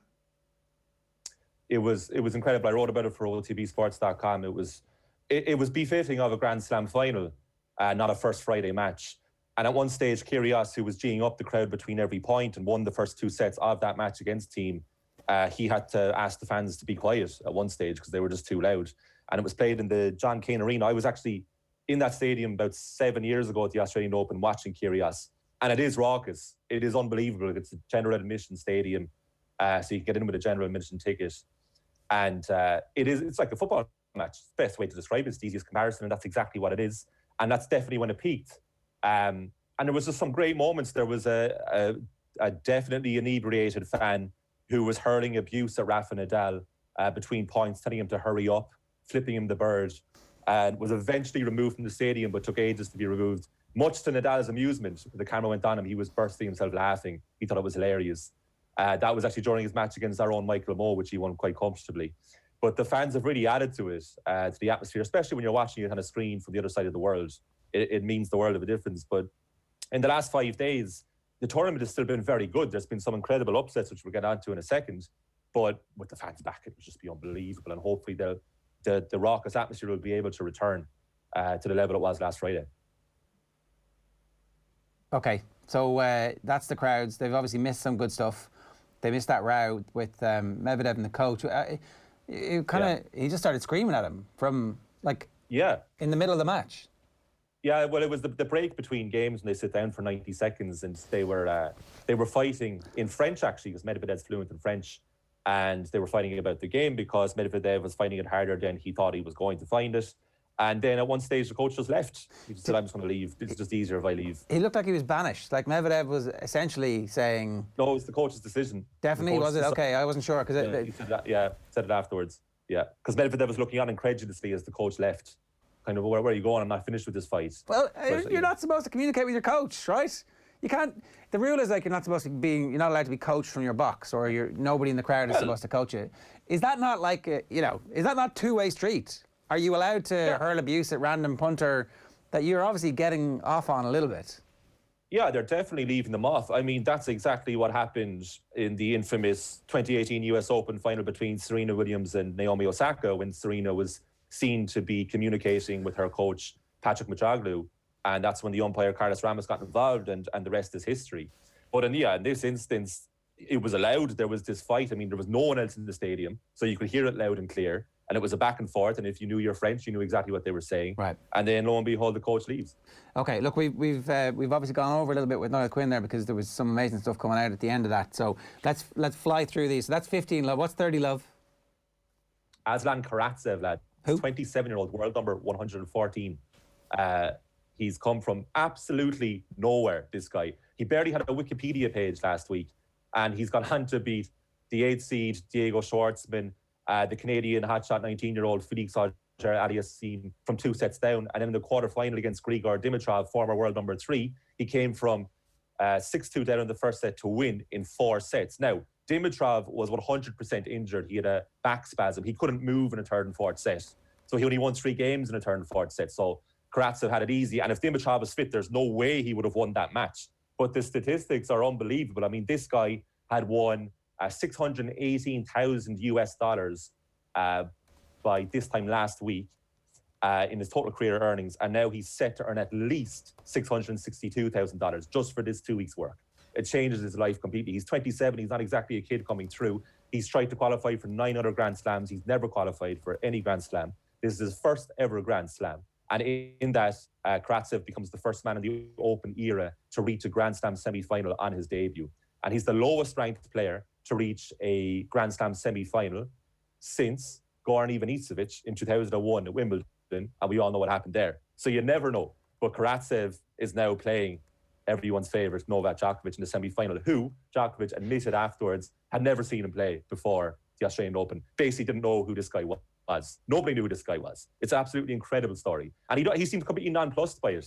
He seems like, yeah, this is happening. I'm playing better tennis than everybody else so far, so why wouldn't I be in the semi-final? Is he basically Seabiscuit? Is that what this is, tennis Seabiscuit? It's just, I mean, to give you the laziest comparison, it's just David versus Goliath in the semi-final. I mean, Karatsev should just not be here. And as I say, if Dimitrov was fit, he would have won that match. But he's breaking all sorts of stats, reaching these last 4. And there'll probably be some sort of mini documentary on this, because just look at the Wikipedia page on this guy. There was nothing there. He had won a handful of ATP matches, not tournaments, matches before this tournament. Okay. He's playing Djokovic. That's our 40 love. What's the story here? Well, Djokovic, he's just very angry. He's very irritable and cranky at this Australian Open. So he's come in with an abdominal injury. Loads of players have abdominal injuries. His opponent in the quarterfinal, Alexander Zverev, did as well.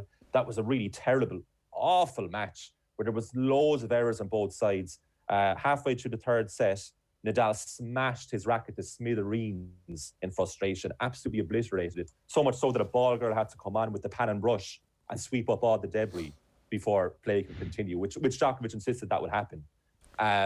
He's very angry. In his post-match interview, he said the amount of injuries suffered by players is basically ridiculous, and it's all because of quarantine. And he's basically far from happy, but he is on course to defend his Australian Open title. And if he goes all the way, he'll have won his 18th Grand Slam title. But this guy he's just not happy with life at the moment. Is that because he thinks he's going to get beaten? Well, he said repeatedly that if this was any other tournament, i.e. if it wasn't the Grand Slam, he wouldn't be playing because he's just not fit enough. But I think Zverev was hinting afterwards in the match, after the match, was that, well, look, as you can see, there's kind of nothing wrong with either of us really, because we were able to play this back and forth, very physical encounter. And you could argue that Djokovic wouldn't have been able to smash his racket with such vitriol if he was injured. So it seems to be more of a mental thing, but he's extremely frustrated with the conditions that the players have to go through. And it culminated in his post-match interview where he said as much. He said players, and in his post-match press conference, he said players will not want to play the season if they have to continuously quarantine and travel around the world. And actually, that's the one thing that his best buddy Nick Kyrgios agrees with. Kyrgios said it after his match against Team. He said he has absolutely no interest in travelling around the world, quarantining, playing in empty stadiums. It's not for him. Okay, well, that's maybe Djokovic could take the year off and everybody else can win some Grand Slams. What a disaster that would be for the world of tennis. Nadal and Tsitsipas are on court at the moment. They're only in the first game, so we'll keep you up to date on that on otbsports.com across the rest of the day. Let's talk Serena. She's on the verge of 24. What's the crack? It's a rematch against Osaka. Yeah, rematch from the, as I mentioned there, the US Open final 2.5 years ago, which Osaka won. Osaka has a 2-1 head-to-head record against Serena, but Serena's playing unbelievably well. I mean, the last time we spoke, we were speculating, would she get to the latter stages? Would she win on the verge of 40 years of age? But since then, her form has just skyrocketed. Her defence and movement is the best it's been in years, which she herself is delighted with. She beat Simona Halep in the quarter-final pretty easily, 6-3, 6-3. It was a closer match than the scoreline suggested, but overall, it was kind of standard fare for Serena, who lost to Halep at the 2019 Wimbledon final, got annihilated by Halep, actually, but sought her revenge and got it. This time around, then she beat Arnia Sabalenka in the last 16, which was a real tough match on paper. So Serena's playing excellently well. Osaka saved 2 match points against last year's finalist Garbine Muguruza in the 4th round. That was an incredible comeback. She was 5-3 down in the final set, and she won basically every other game for the rest of that match, won at 7-5 in that final set, got through a quarter-final with ease, and now plays Serena. I would venture that Osaka will win that match. I'd say she will. She's the better player than Serena. But that's the real final now, because the shock overnight was home favourite and world number 1 Ash Barty got eliminated against Caroline Muchova, who would play Jen Brady in the other semi-final. And that really is the other semi-final in all senses of the word. Whoever wins between Osaka and Serena, like, they are nailed on to win this title. And so we are, Serena is 2 matches away from getting that record, but Osaka is 2 matches away from winning her 4th Grand Slam title already. Yeah, okay. Colm, good stuff. Thanks a million for that. Plenty for us to keep an eye on over the next few days in the Australian Open, and more updates, as I said, on otbsports.com and, of course, on the sports bulletins right across our network. At 9:10 this morning, we're going to speak with Ireland Stoke midfielder James McClean for an exclusive chat with OTB AM. Stay tuned for that. But just a reminder, if you missed anything from the show, you can find it all in the podcast. Search for it and subscribe to OTB AM. You can get that on the OTB Sports app. You can get it on Pocket Casts or on iTunes or wherever it is you get your podcast these days. And hit subscribe, and it'll be in your inbox every day for you to listen to if you missed the show. But I don't know why you'd miss the show live. The best place to catch us is live. We're a radio show. If you want us on your radios, just tell Alexa to play OTB Sports Radio when we're on, and she will. John Duggan, good morning to you. Kieran Owen, how are you doing? Where do we start? Liverpool, 2-0, Leipzig, move on. Salah, Mane, scored. Easy win. 24 goals for Salah now this season. Still in great form despite Liverpool's issues. But Mbappe, wow, what a statement that was at the Camp Nou last night. 4-1 win for Paris Saint-Germain against Barcelona. 2 former Southampton managers, Ronald Koeman and Mauricio Pochettino, meeting on the sideline. So Paris Saint-Germain 1 foot in the quarterfinals of the Champions League, as are Liverpool, really, you have to think. 2 last 16 first legs as well this evening. Porto, Juventus, Sevilla, Borussia Dortmund. And in the Premier League, Manchester City can go 10 points clear if they beat Everton at Goodison Park, an 8:15 start. A 6 o'clock start for the match between Fulham and Burnley at Turf Moor. Also at 6, Celtic play Aberdeen in the Scottish Premiership. And Neil Lennon, I know you got James McClean coming up very shortly on OTB AM. Neil Lennon has been speaking about the abuse that James receives. This kid has to go out and play professional football, albeit, yes, everyone will go, well, he's well paid for it. He's not well paid to take abuse from, all and sundry about his background, his religion, or his family. And, I'm in a press conference here. You put yourself in his shoes, people threatening to burn his house, threatening his family, constantly, on a daily basis. You'd be looking over your shoulder every 5 minutes. And I've been through it myself, and it's a lonely place. And I hope he gets the right support. It's all right, people putting out statements saying we're going to support him. Do it. Show it. Associations, clubs, show it. It's not just James. It's all these kids who are getting racially abused in England as well. The young lad Dan at Swansea. It's just absolutely scandalous now. And we do remember that Neil Lennon had to quit international football over some of the sectarian abuse that he received when he was playing for Northern Ireland. The GAA recorded a loss of €34 million last year as the COVID-19 pandemic impacted significantly on the association. So centre revenues dropped from 73.9 million in 2019 to 31.4 million last year. Why? Gate receipts massively down. Now, the association's commercial director, Peter McKenna, has name-checked the online streaming subscription service, Amazon, as a player in the market now for media rights for the next broadcast deal. The current deal expires at the end of this year, and McKenna says there are many interested parties. The importance of sport in a national broadcast sense is far more important now when you just see what other content is available and where it's available.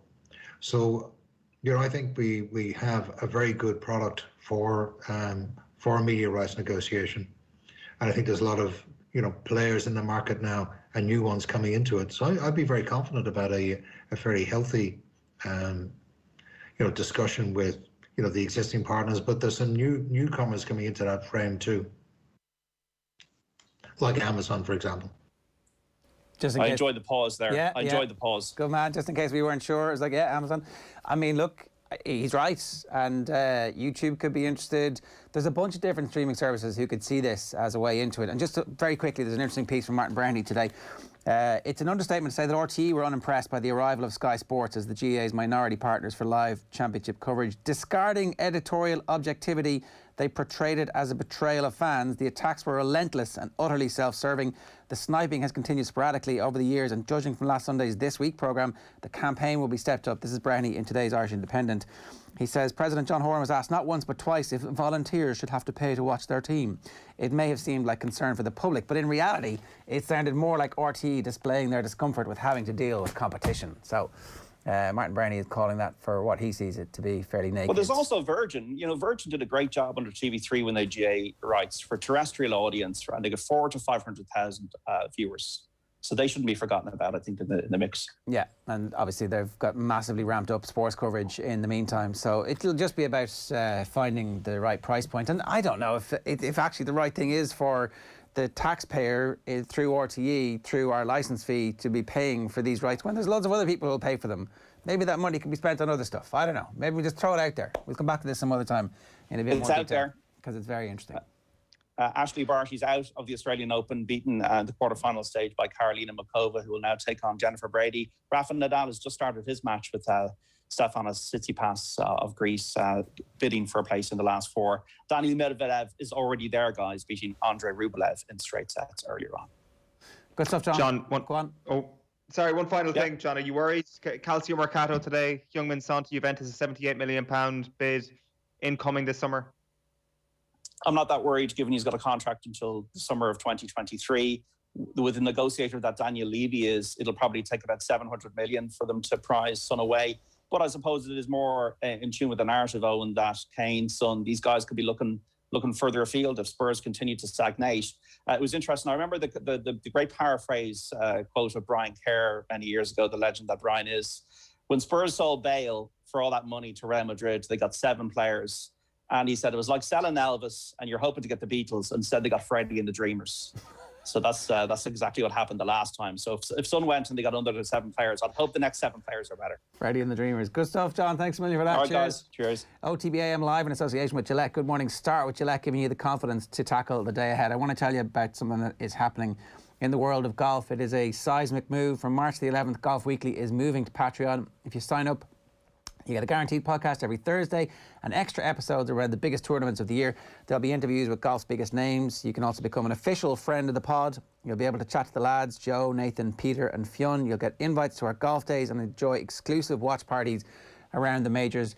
Get on to otbsports.com/Golf Weekly and sign up now. It's only $3.99 a month, or search Golf Weekly on patreon.com. The page is live now and people are signing up in their droves. As somebody on Twitter pointed out, it's less than the cost of a single, I was going to say Balada, but that's Pro V. Yeah, Jesus, I'm showing my age there. I don't think Baladas have been in existence since the 90s. So there you go. That's the crack with golf. $3.99 and you get far more up-to-date golf chat from the lads on Golf Weekly. It is bang on 9 o'clock this morning. We're going to be speaking with James McClean in about 10 minutes. But in the meantime, we want to talk about this. So Dr. Brendan Egan is with us now from DCU Health and Human Performance to talk about a new study on the impact of time-restricted eating and what impact this can have on your health and sports performance. Brendan, good morning to you. How are you? Morning, Joe. What is time-restricted eating? Oh, good place to start. Well, it's, and generally people will, when they wake up in the morning to when they finish eating at the end of the day, it's often between 14 and 16 hours. So time-restricted eating is just a model where we try and condense that eating window. So usually it can be done by either skipping breakfast or by not snacking late at night. And so generally, and in the case that we did, it was an 8-hour window of eating. So 16 hours of fasting per day and 8 hours of eating. And so it's a time-restricted eating window, and that's where the name comes from.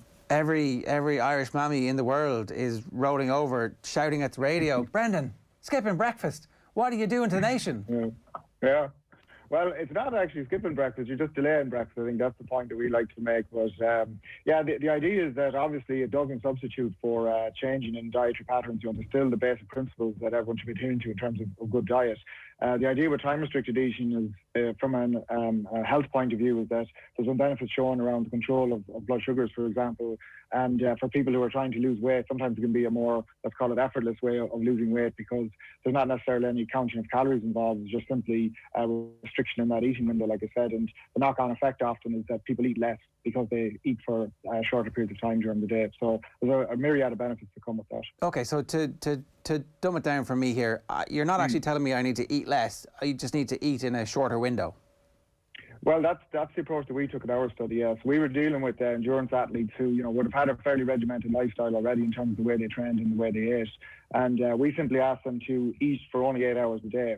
And it was up to them which way they wanted to do it. Now, most people, just for social reasons, they will skip breakfast because they want to be able to eat later into the day. And so more often than not, time-restricted eating, people tend to practice it as, starting their day, having their breakfast at noon and finishing their eating at 8 p.m. But it can be done in other ways. You can stop eating late in the evening, which for a lot of people means cutting out treats, cutting out junk food, cutting out alcohol.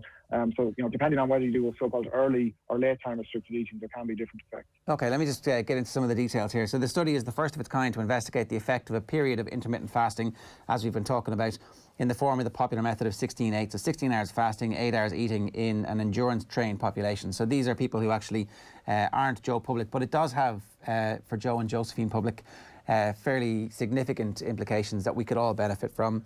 The approach has become popular in the general population in recent years, but in athletic populations had only previously been studied in strength training individuals, and mixed effects have been reported. So what did you find in the people who you were talking about here, Brendan, who are actually endurance athletes and who already had that kind of that impulse to train? Did it have an impact on them? Yeah, so we had two main outcomes in the study. One is looking at performance measures or indications of performance. So, endurance athletes are interested in their lactate threshold and the speed, the running speed at which that occurs at, and they're also interested in their maximum aerobic capacity, or VO2 max as it's called. And so from that point of view, those markers did not change over the course of the 8 weeks that they were consuming or following the time-restricted eating pattern. But what we did see was a reduction in body weight, which is interesting on two fronts, because like we talked about, they weren't told to eat anything different, just to eat whatever they wanted, but within a narrower window. And that ultimately meant that they consumed actually a little less carbohydrate and overall less calories. And that is, why they lost about on average about 1 kilo over the course of the 8 weeks. But because they're already endurance athletes, they're already well trained, that's a fairly decent amount of weight loss in a short period of time. So the knock-on effect potentially, again, depends on the time of the year and how you're using this tool in the toolbox, so to speak. But that type of a small amount of weight loss, at the right time of year could be beneficial to performance. Which end of the candle is worse to burn, Brendan? Is it the eating late at night, or is it breaking the fast early in the morning? I would say that's not, scientifically not established, but pragmatically speaking, I think when I look at food diaries of athletes and the general population that I come across, an awful lot of it does seem to be calories shifted towards the end of the day. So, people, if I'm thinking of people in my generation, the kids are in bed and the next thing it's, celebrate with a bar of chocolate and then maybe a glass of wine. And, the calories do begin to stack up pretty much at that point. Are you spying on me? Is that what's going on here? Is that I feel shots fired. So I think that's an obvious, say, pragmatic way of looking at it, is that if you cut down the kind of bad habits late in the day, that's an obvious benefit. But there are, independent of that, there are some studies now that look at the difference between that early time restricted eating, where basically you don't eat in the evening, versus late time restricted eating where you skip breakfast. So the window is kept the same, and weight loss doesn't. Weight loss is the same, and ultimately there still is that benefit to having less calories and less food and so on in the evening time. So I think there is probably, that's the direction people are going to go. But socially speaking, an awful lot of us are doing training in the evening. We're meeting up with friends in the afternoon and the evening. It doesn't often work to be trying to not eat anything that late in the day. No, for sure. And I'd assume it'll be much easier for people to actually do this in the morning time as well. Like just a few very small practical things then. If you are doing time restricted eating and you're not supposed to eat until lunchtime, are you allowed to have a cup of coffee in the morning? Yeah, well, this again is a kind of question about practical things. So, if you're calling it purely speaking a fast, then as soon as you consume anything that contains a calorie, then it's not a fast. But again, to be practical about it, if a cup of coffee means that you adhere to it, let's say the coffee quenches your appetite, for example, you find it easier to get to breakfast without, to noon, let's say, without consuming food, then that's the ends justifying the means, in my opinion. So again, it's a difference between an Americano and a Frappuccino, in terms of the amount of nutrients that are going to be there. So, if you're having a very sugary, high-fat type of coffee, then I think you may be defeating the purpose. But teas and coffees, where they're containing very little calories in terms of additive ingredients, I think they're fine in the context of intermittent fasting. So if you wake up and have a cup of black tea, a cup of black coffee, and don't have anything until 11 o'clock, you can eat your normal stuff from 11 to 7, and then and over the course of 8 weeks, elite athletes have shown that they're able to lose a full kilo. Already, these are people who are living a fairly Spartan lifestyle, so that's fairly significant. Yeah. Does that have a knock-on impact automatically on performance? I would say it's indirect. It depends on whether there's a need to lose weight. So, for example, this would be a tool that you might use in a pre-season block where someone's trying to lose weight. Remember, in our study, we didn't actually ask them to lose weight. So this was what we'd call spontaneous weight loss. And again, with endurance athletes, you could argue that might be a bad thing as well, because it meant that their energy availability was low. In other words, they weren't consuming enough calories for their training. Then that could be a negative effect. But in the context of, let's say you had a group of team sport players, games players, and they were in a pre-season block, and you wanted to drop some weight in addition to getting that bit fitter, intermittent fasting of this manner would probably be something that could be beneficial. So that's probably the next place that our research will go. And I guess from the general public's perspective, a lot of people are constantly on diets, and there's all sorts of nonsense out there in the field. This seems fairly straightforward. Like, it's not a very difficult thing for most people to do with a little bit of organisation, and it could have fairly immediate impact. Yeah, that's why there has been such an explosion of interest in intermittent fasting over the last, say, 5 to 10 years. So initially there was a lot of promising research coming out of preclinical rodent studies and so on. And then as this began to move into the clinic in terms of obesity and type 2 diabetes, and more now into general population, there's this repeated observation of improvements in health when people undertake this type of regimen. And like I say, you can have variations in terms of you could adjust other aspects of diet, but simply the instruction of just narrowing your eating window is a fairly easy thing for a lot of people to do. And there's kind of defined endpoints of that window. So again, it makes it a little bit easier for people to see, well, I start here and I end here, and there's no grey area, so to speak. And so, yeah, from a public health point of view, that's why there has been this interest in it. But, my fear is that sometimes you have a situation where things show a benefit and then people take it to the nth degree, which is, well, I can eat whatever rubbish I want as long as I don't eat outside the window. That's what you don't want to start happening. That's what I heard. That's definitely what I heard. The clock goes 10 to 7, right? Stuff you're saying, face for the next 10 minutes. Yeah. And obviously you did a study with 23 middle and long distance endurance athletes. Is this something that you might consider rolling out to the general public to see what the impact is? Yeah, well, those studies have been done in other countries, and again, the evidence on the whole is fairly positive. Our next interest is probably going to keep this in athletes and try and extend it out to a bigger population. And like I said, Gaelic Games players in pre-season is the study that we want to do. So we just need to get a Gaelic season to start and get those people recruited, and maybe we can make it happen. And then the last thing, obviously, you make the point pre-season and very specific about that, because if you were playing games midweek, you probably don't want to be in the middle of fasting. You want to kind of have nutrition specifically based for high performance midweek under lights, if that is your particular sports request.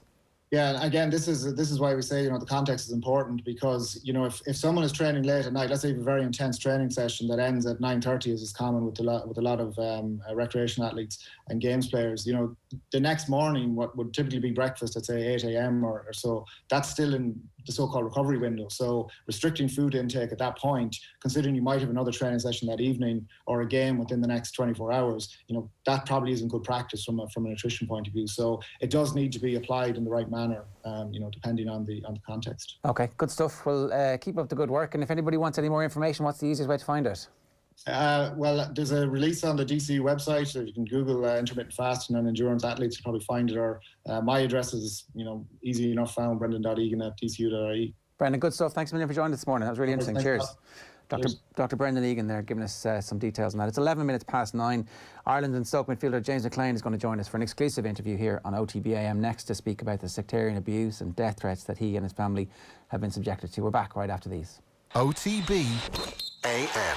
This is OTB Sports Radio. Off the ball. I scored a goal in some kind of celebrity thing that I managed to get invited to, but Bez from the Happy Mondays was a goal. Oh Jesus! He didn't put up much resistance, but he had the decency. He said, "Good goal, Tom."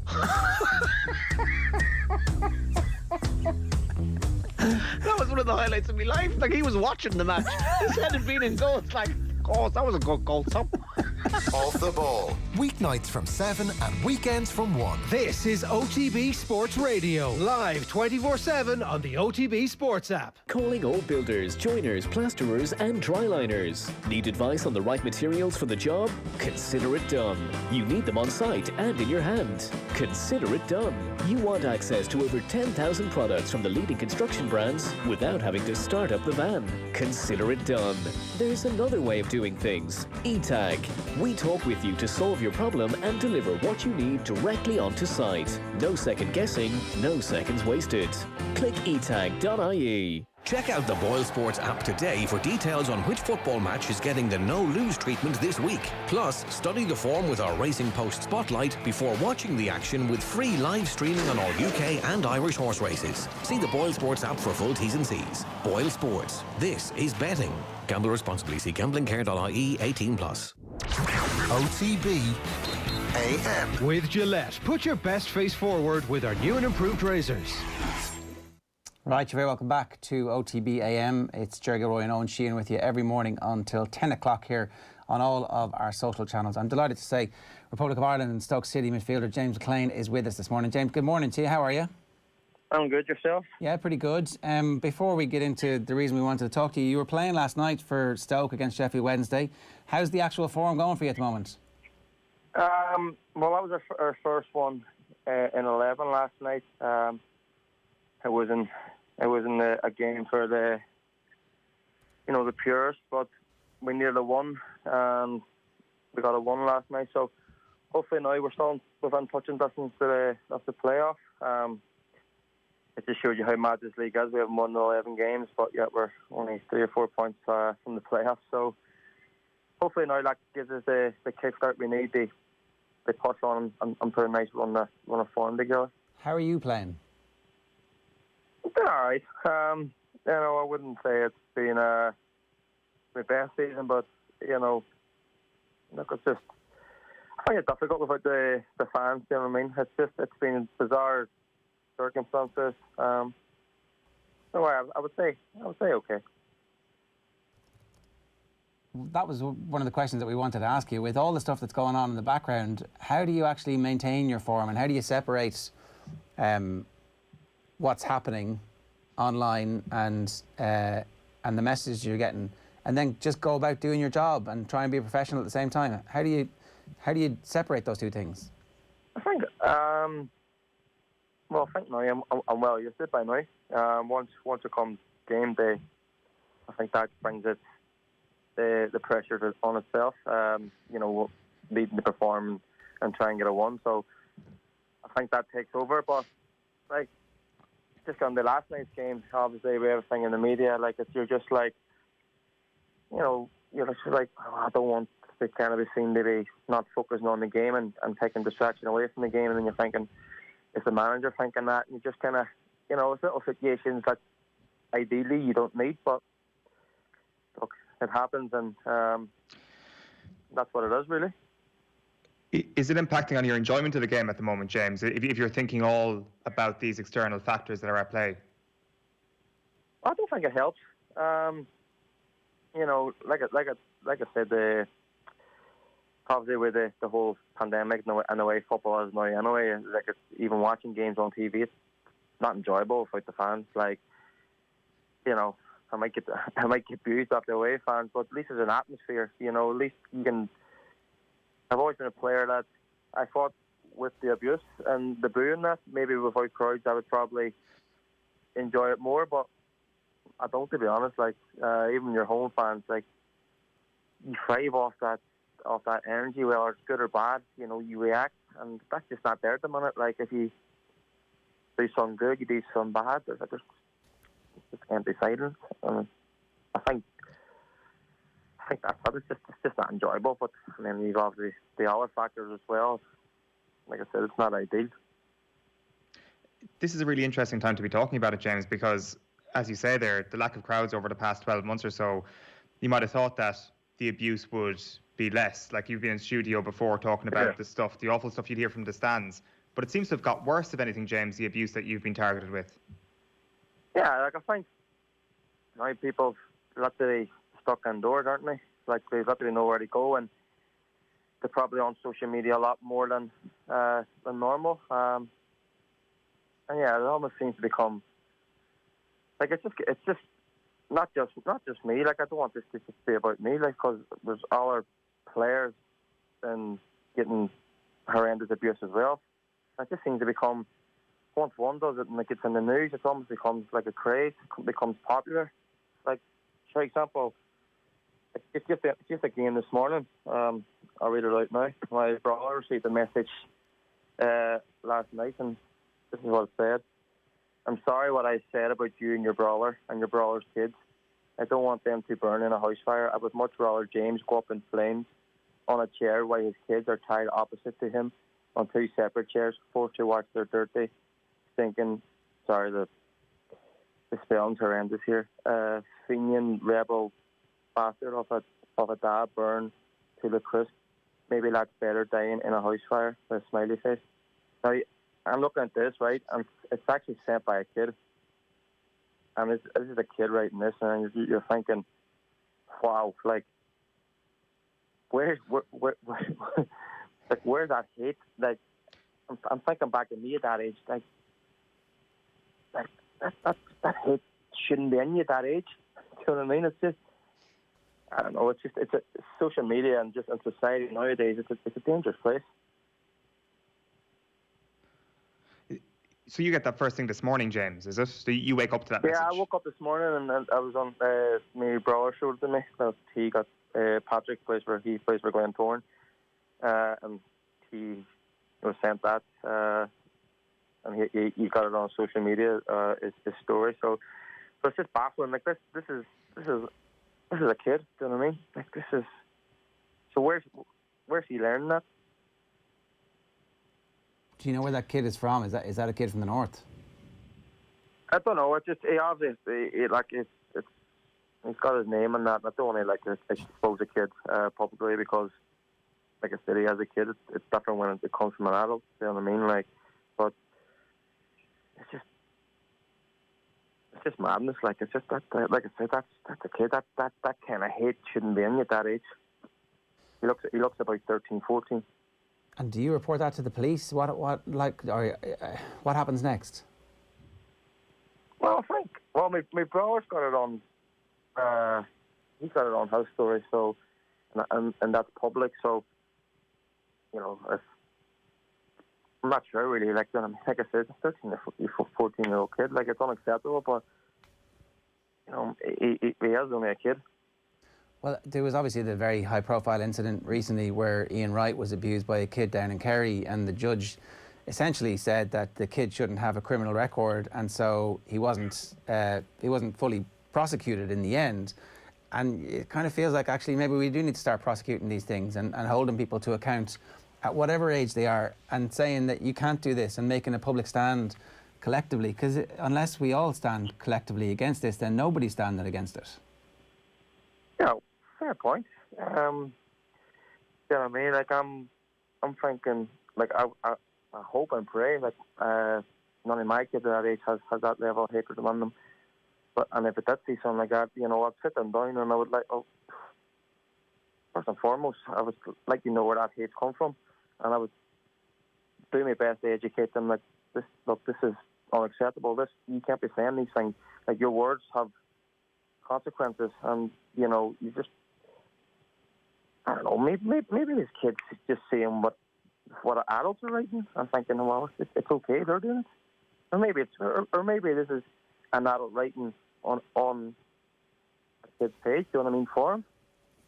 I think your first part of that is probably exactly right. So I think that when it became public this week that somebody had talked about burning your house down, and I find it really difficult just even to use those words, that the kid is seeing that and going, oh, I can do a little bit better than that, and is using their whatever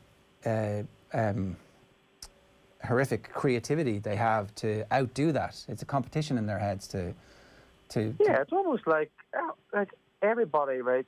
I think, especially nowadays, everybody wants to be famous. Everybody wants to have attention. Like everyone craves attention, and you know. The lad that said about burning my house on fire, he got a bit of attention for it. And now all people are thinking like, oh, maybe that's the way to get attention. Maybe that's the way to get my name out there, right or for good or for bad. And it almost becomes a little like competition to show their mates. Like, oh, I got my name I got my name out there. People talking about me now, but they don't have to understand that when that happens, like. Other people are going to jump on them then for the same thing and probably abuse them. Like that's something you don't want. No, because it just is this circular thing. Can we go back a little bit? I just wanted to ask you a few questions about the timeline on this, and I want to see if it's actually getting worse and what's at the root of that. This story has obviously been a story that you've brought to the fore fairly regularly over the last number of years. Mm-hmm. Obviously, Erin came out and put a post up as well explaining the impact that it was having on your kids. And I don't know if that's the first time that she's gone public like that, but certainly that seems to have been some kind of tipping point in the story getting picked up. Finally, the PFA have come out, the FAI have come out, Stoke have come out, and some of your teammates have come out as well and spoken about it.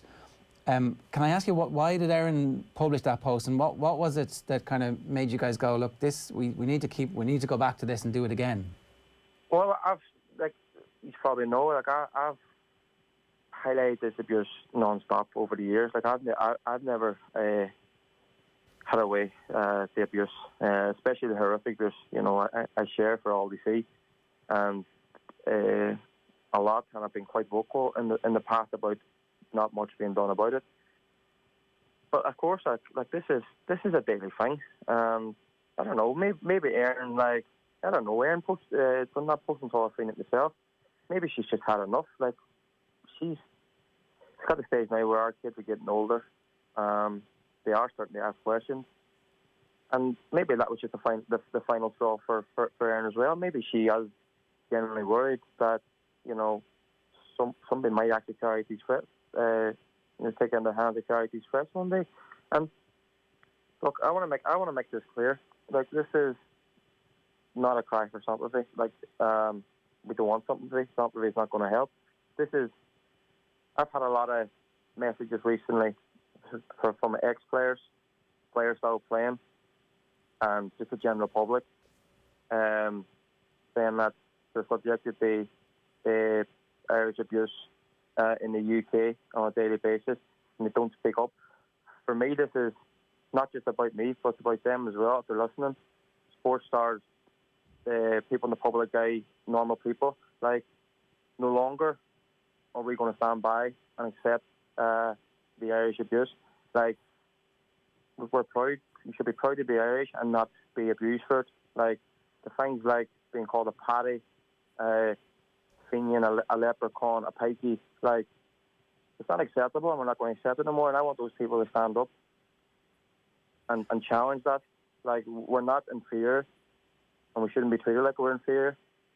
And going forward, like I said, it's now like time to stand up and be proud of who you are and not accept, basically being seen as second class. I think, like, we had Niall Quinn on the show this morning, and we said you were coming up, and he started to talk about his experiences outside after a match playing for Sunderland. He wasn't playing particularly well because he had a knee injury, carrying his daughter in his arms, and a knucklehead walked past him, a meathead he called him, walked past him and spat in his face and told him to feck off back to Ireland. And obviously this has been going on for generations, James, and like, I think you're absolutely right to raise it. I did kind of want to try and get a sense, has it got worse in the last couple of years? Or is it just the same as it was at the start? No, I don't think. Are you talking about the Irish abuse or just the abuse I get in general? Well, specifically the anti-Irish sentiment. I do. No, I don't think that's ever got worse. I think that's always been the same. I think it's always been deemed to be acceptable, and I think we, not just me, because I've been guilty in the past of not letting things go over my head. But I think we, as Irish people, men or women, we've been guilty ourselves because we've allowed it to happen. And I think now that can't continue no more. Like, we're not going to accept it no more. And I don't care like how many doors I bang on now. Like, I'm going to be heard, and whether people join me in that or not, you know, that's up to them. I understand people don't, you know, for an easy life, don't like speaking out that they receive abuse. They'll accept it, but it's wrong. And we should, and like I say, we shouldn't maybe feel in fear or be ashamed of being Irish. Like, I couldn't be any more proud of being Irish, and I take that everywhere with me. And you know, that won't stop. That'll never stop. And I've had a lot of support recently from publicly from my teammates Stoke and Ireland, and that means a lot. Maybe that is now the tide turning, and maybe they're thinking, you know what, it's not okay, and we are going to take a stand. And if that's the first step on the road to stopping, then you know it's a big step. David Myler was tweeting. We've David on the show every week. We're big fans of his, and he was tweeting about this incident over the last while. I'm actually lost for words looking at James McClean's Instagram. The amount of death threats and abuse he receives daily is shocking, and yet it's never mentioned anywhere by any media outlet. When will it stop, and when will these people be held responsible? This isn't acceptable. I'm fully aware. And then there's another one after that. Honestly, I was afraid to get involved. I stood by and watched a friend and teammate get abused time after time and thought to myself, I don't want that aimed towards me and my family. That's the line we've crossed, isn't it, where people are going to come forward now? Yeah, 100%. I think Myler summed that up perfectly there, especially the second part. You know, people don't want the abuse, and they're, you know, Understandably so, do you know what I mean? But you shouldn't made to feel that way and feel guilty like about who you are and be afraid to speak up. And hopefully now people are starting to see that, you know, this is not okay. Like, we're no longer going to accept this. And like I said, hopefully this is the first step on the road to that stopping. Do you talk about it in the Ireland dressing room? Is it a topic of conversation with your teammates? No, it's not really. No, I think when we're in the dressing room, like, look, we're focusing on the game. Like, that's the main focus. You know, you don't want any distractions. But like I said, it's something that's obviously been in the public eye. Do you know what I mean? It's not that everyone's fully aware. Do you know what I mean? It's like I said, it's never had with me. It's there and plain to see. So we don't need to have that conversation now. We've had a couple of little kind of conversations over the years, here and there, not as a group, but obviously just when you're just sitting chatting, and you know, they ask the questions, and you know, just have a conversation. But I wouldn't say it's something that, you know, comes up every camping. We get into a big discussion about it. People know how I feel, and you know, that's that. Was this the first time the PFA have publicly come out and backed you? No, the PFA did. To be fair, Simon Barker, the PFA, he's actually been very good. After the Barnsley, Huddersfield, Millwall games around December last year, you know, he released a statement. But like, I don't want this to be just like, the support now is great. Like, the authorities are making this clear now. They're making this public, and they're condemning it, and it's great. But I don't want this just to be a one-off thing, because the abuse is a one-off. If the abuse is one-off, but you know, while the abuse continues, this needs to be stopped. And like I said, it's great now, but I don't need it to be a one-off thing if the abuse keeps continuing. No, on a practical level, it has to be something that the social media companies, that Instagram, that Twitter particularly, and whoever else is coming, so if this starts happening on TikTok, they need to get on it as well, that they actually need to start closing down these accounts and removing privileges and reporting to the authorities and the police who the people who are saying these things are. That's literally the only way I feel that this is going to stop. No, of course. Like, I was speaking to Sky Sports here, and I was doing an interview with him, and I touched on the point where Anton Ferdinand said it best. I was listening to him on TalkSport, I think it was just last week, and he was saying that people in the public eye, like public figures, like players, pundits, radio presenters, whatever, they're held accountable for their actions. Like, if someone said to them abuse, and they retweet it, even though they haven't said it and they've highlighted it, because they've retweeted it, it's deemed inappropriate, and they'll either be fined, banned, or sacked. And these people are getting their accounts temporarily suspended. Like, if you guys now said something deemed derogative online, you should probably be sacked. And so how's that fair? That you and us are being held accountable and getting punished for what we say, but the abusers aren't. Like, that baffles me so much. There's just one other thing that I wanted to ask you about. How old are your kids, James? I've got a 7-year-old, a 5-year-old, and a 3-year-old. And the 3-year-old, she's autistic, so she's unaware of all of what's going on and all this. And it's hard to say, but in a way, I'm glad, because she's not aware of the dangers. She's just a happy kid, and she knows no different. Your 5 and 7-year-old, your 5-year-old's learning to read, your 7-year-old is reading, and I'm sure. Oh yeah, they're at school, and they're starting the little boy's football mad. Like, all he knows is Stoke in Ireland, and he asks him what he wants to be, and he wants to be a footballer, and he wants to play for Stoke in Ireland, and you know. So look, I want him to grow up proud. And he wants to be a footballer, and God willing, and he's good enough to make it as a footballer. I don't want him to feel ashamed of who he is and get abused for it. Like if this can stop before then, and not just him, for any young Irish footballer who have aspirations of playing across the water here in the UK, then the sooner it stops, the better, and they can just play their football freely. It's very difficult to keep all of the news away from somebody at that age because they are so curious, and they're picking up your phone, they're picking up their mum's phone, and they're flicking through the TV channels, and they're on YouTube, and you can't be there 24 hours a day making sure that... No, 100% you can't. And look, not naive enough, they think that they're never going to know about this, because they are. At some point we're going to have that conversation with them, and sitting down and talking and tell them about all this. It's just like...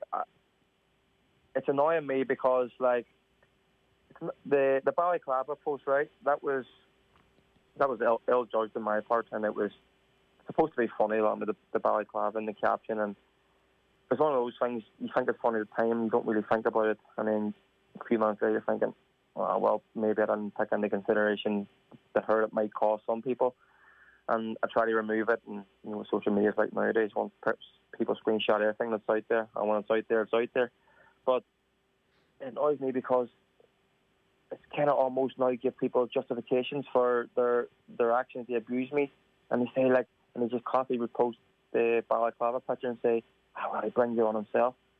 But they don't take the time to see that this balaclava post was 8 years of non-stop abuse. Like, and although it was ill-judged, you ask yourself ask them to put themselves in my shoes and take this kind of abuse day in, day out. At some point, you are going to react. Whether rightly or wrongly, you're going to react. You're human.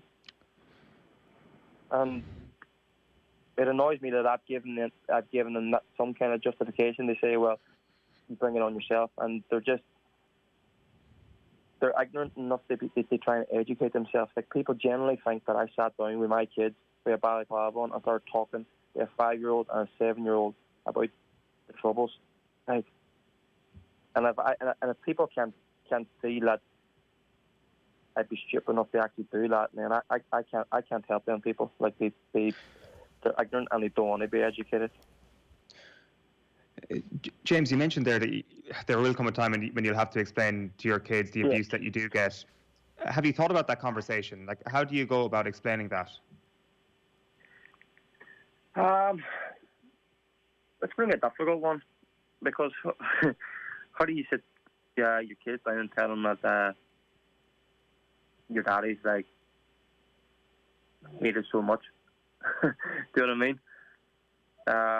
So it's not going to be a nice conversation to have, but I'm just going to have to try and be as honest as I can. At the minute, like, the conversation, like I said, the 5 and 7, so hopefully it doesn't have to happen for another couple of years. Like, they're already asking the question of why my daddy gets shouted at during games and booed, and why my name be shouted, and we just tell them, like, well, because daddy's playing against the other team and they don't want daddy's team to win, but that can only get you so far. So when the time comes, it's going to be a tough conversation for me and Eoin, but we're going to have to speak among ourselves and try and find the best way to tell them it. Your wife said it happens at shopping centres and on the street as well. Yeah, it does. It happens there as well. And a situation you need to find yourself in. Like, you should be able to just say, right, today we're going to do a bit of shopping with the kids, or go for a bit of food, and not have to be on edge. Like now, it's got to stage now where someone's coming up to me and they're asking for a photo, and you don't know if they're being genuine. Like, you don't know, because I've had people in the past, like, I remember there was a situation when I was at Sunderland and I was on a flight back from Belfast to Newcastle, and on the flight this guy sat beside me, an English lad, and he was actually saying, look, he's in the army and this and that, and sat and had a conversation the whole way with him. Seemed a nice bloke. He asked afterwards, can I take a photo in the terminal? took a photo with him. He wished me all the best. I wished him all the best. And on I went. 2 minutes later, like, you know, I had Twitter at the time. On the Twitter, there he has a picture up and said, "Oh, just got a photo with this scumbag. Told them what I thought, blah blah blah." And you're just thinking, like, that didn't happen. And you're just going like, then that automatically puts you on the back foot. It's like, now you don't know if someone's actually being genuine. They're coming up to you, and you're almost on your guard all the time. Like, it's just a situation you don't really need to find yourself on, and it should be nobody you love, really. I've got one last question. What are the cops doing about any of this? What have they done again, just to bring up Niall Quinn earlier on, what happened with him was when he was a player for Sunderland, the cops asked for an appointment and said, look, there's a realistic threat been made against you by Combat 18 in the area, and they offered him protection, he said. Yeah. And he turned it down. Like, have you been offered protection? No, I haven't been offered protection. To be quite honest, I don't think I need protection. Like, I know that you get the threats, but I don't know, maybe it's the mindset, maybe it's like, I get the threats, but I don't ever think they're going to be carried out. Well, that's probably the right thinking or not, but when you're sent balls in the post, and the cops get them, when you're being told you're going to be shot, and the cops receive that as well, and the letters, the cops have the letters. You know, the cops, the club report everything, and the cops over the years have had all the information they need, names, whatever, but nothing's ever done. Like, so you can probably see why I won't hold my breath and throw my eggs in one basket in terms of hoping something's done about this, in the sense of the police. The threat that you were going to be shot, that was as far back as 2012, is that right? Yeah, it was 2012. It was literally the week after the Everton game, which was the first time I didn't wear the poppy. It was a week after we played Fulham on the Sunday the TV game, and someone just said, like, "Oh, they're bringing a gun to the game, and they're going to shoot me." And you know, I don't think, like, obviously don't think that was going to happen, because how you smuggle a gun into the game anyway. But you can picture my mother and my family, and you know, Erin not watching that at home. Like, you know, they're nervous, like, they're a bag of nerves, and they don't have the same thinking as me. Like, I see myself as tough-skinned and resilient, but not everybody else is. Not the rest of my family's not. Like, everyone's different. So it's almost, you almost can't feel guilty in a way that I'm putting. You almost feel then, like, even though it's wrong, like, oh, I'm feeling about guilt. You feel about guilty, like you're putting them through this, even though you've done nothing wrong.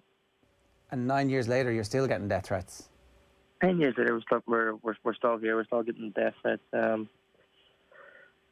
So yeah, not much has changed. Just on the bit you said there about being tough-skinned, James. So you wake up this morning, your brother tells you about the horrific abuse that he's received on social media.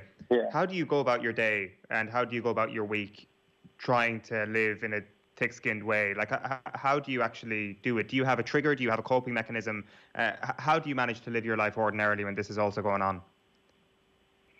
Well, I've got 3 kids. Like, you have to get on with things. Like, it's not like you have to get on with things as much as normal. Do you know what I mean? Like I said, I'm thick-skinned. Like, like, I can handle what comes my way. Do you know what I mean? Like, I feel I can handle whatever comes my way, or that's mental or physical. But when it comes to, like, my priority in life is providing and protecting my family, and you know, when you cross that line, that's a different story. Do you know what I mean? So, no, but for the kids' sake, I have to, me and Aaron, we have to get on life as much as normal for them, and not seem to be affected by this.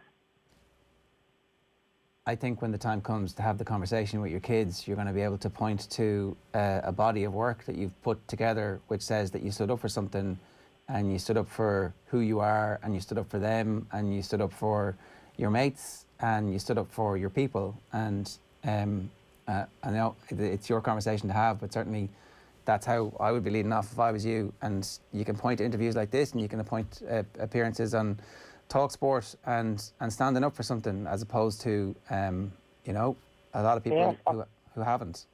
Yeah, I think you're right. I think, look, hopefully when the time comes to have that conversation, you know, all this abuse, not just for me, but all the anti-Irish abuse has stopped. And I think when that day comes, and if that's the case, and young Irish footballers, and hopefully, again, God willing, my son's one of them, and I see that them playing with the freedom of who they are and where they're from, and not being abused for that. I think I'll take. I think that could be up there as one of my proudest moments, and you know, I think that would be definitely something I'd be very, very, very proud of. That I helped in a small way achieve that for them. One last question. Do you want more of your teammates and your former teammates to come out over the next few days and explain their stories and tell their stories? Look, I've been quite critical in the past about my teammates not coming out and support me, but, you know, this time I can't because they've been absolutely brilliant. You know, they come out publicly and they've supported me now, and, you know, if they're listening or they see this, like, I've told them individually anyway, but, you know, their support means, like, they've no idea how much their support means, not just to me, but to my family. And not just for me also, but I would like to think they would, you know, now is the opportunity for them and to come out and speak about their own abuse. And the more people speak about it and raise awareness, especially public figures, then it's just not going to help you, it's going to help other people as well. It's going to help normal working class people as well, who in a 9-to-5 job or whatever. Like, when people come out and speak out, then hopefully they take inspiration from that as well, and, you know, we change this once and for all. Yeah, change comes slow, but it comes when people put their head above the parapet and take risks, and you've certainly done that. James, thanks a million for joining us here on OTB AM this morning. Thanks, guys, for having me. That's James McClean there, giving us some insight into what it's actually like. I can only imagine how horrific it is to wake up in the morning and to read that post. That was absolutely chilling. And again, you really hope that something comes of it. I think it's up to politicians and it's up to police to do something meaningful with what the body of evidence there, Eoin, is so long. It stretches back so far. And I was trying not to labour the point too much on the cops, but ultimately, these are the types of threats that in previous generations you might not have taken this too seriously, but there have been, like, there was a Labour MP murdered a couple of years ago. There was a TV presenter murdered a decade ago. Like, you know, I certainly wouldn't feel comfortable playing in a football match having been told that I'm going to take a gun to shoot you playing this football match by somebody who was able to make that communication known. I mean, you're banking on, well, okay, so maybe they won't be able to smuggle something in. I'm sure the security is pretty good, and I'm sure it is, but at the same time, you're to go about your job and perform and play well. I don't know how any person can't possibly be affected by it, either in every single waking minute or in how they're actually carrying out their professional duty, given how long it's gone on. Like, I'm sure there's a point where you become somewhat desensitized to it, but you can't become desensitized to it. You can't become fully desensitized to some of the stuff that him and his family are receiving. And the fact that it's now, I guess we didn't actually establish this in the interview, but it seems that it's more of a common occurrence that his family are getting targeted directly over the last little while with their specific accounts or whatever. Like, that is, again, just another bridge too far, despite the fact that the bridge too far has already been crossed 10 years ago. I don't know how the guy deals with it. I don't know what happens next. I can imagine just how exasperated you would be in terms of dealing with social media companies or dealing with the police when you look at the hit rate for this sort of thing and justice being served. The social media companies, they're the ones who bear the responsibility for being the platform and for platforming this hate speech. And that's the easiest thing in the world to switch off. We've seen you switched off Trump's account and all of a sudden a lot of the air got taken out of that. The same can happen on a micro scale with the racists. Like his brother has that story, I presume it's on Instagram, and so Instagram could easily find that person and ban them, and all of a sudden it becomes harder and harder. The easiest thing for all of this is that you can't have a social media account unless you are identified and identifiable. The same way you can't have a gambling account unless you're identified or identifiable. It's a really easy fix. It's one that they are refusing to do. But we're reaching a point now where we understand that these aren't just forces, benevolent forces designed on making communication easier between the people of the world. They're money-making enterprises who are one of the fastest ways to distribute hate speech. And unless we hold them accountable for that, they're not going to volunteer to look after this stuff. They wouldn't. There's been no signs of them volunteering to look after stuff in the past. It's only when they've been beaten and browbeaten into it. This might seem like a completely tangential thing, but in Australia, Google have just agreed to pay for the media companies for the stories that they distribute on Google News. They will pay if they're being forced to pay. The Australian Parliament forced them into that. They frog marched them in and said, you need to pay for this. And they were like, no, we don't want to. And then they were like, you're going to pay for this. And then they paid for it. So they could easily, you're going to fix this. If the European Union, if the British government decided they wanted to fix this, they could fix it.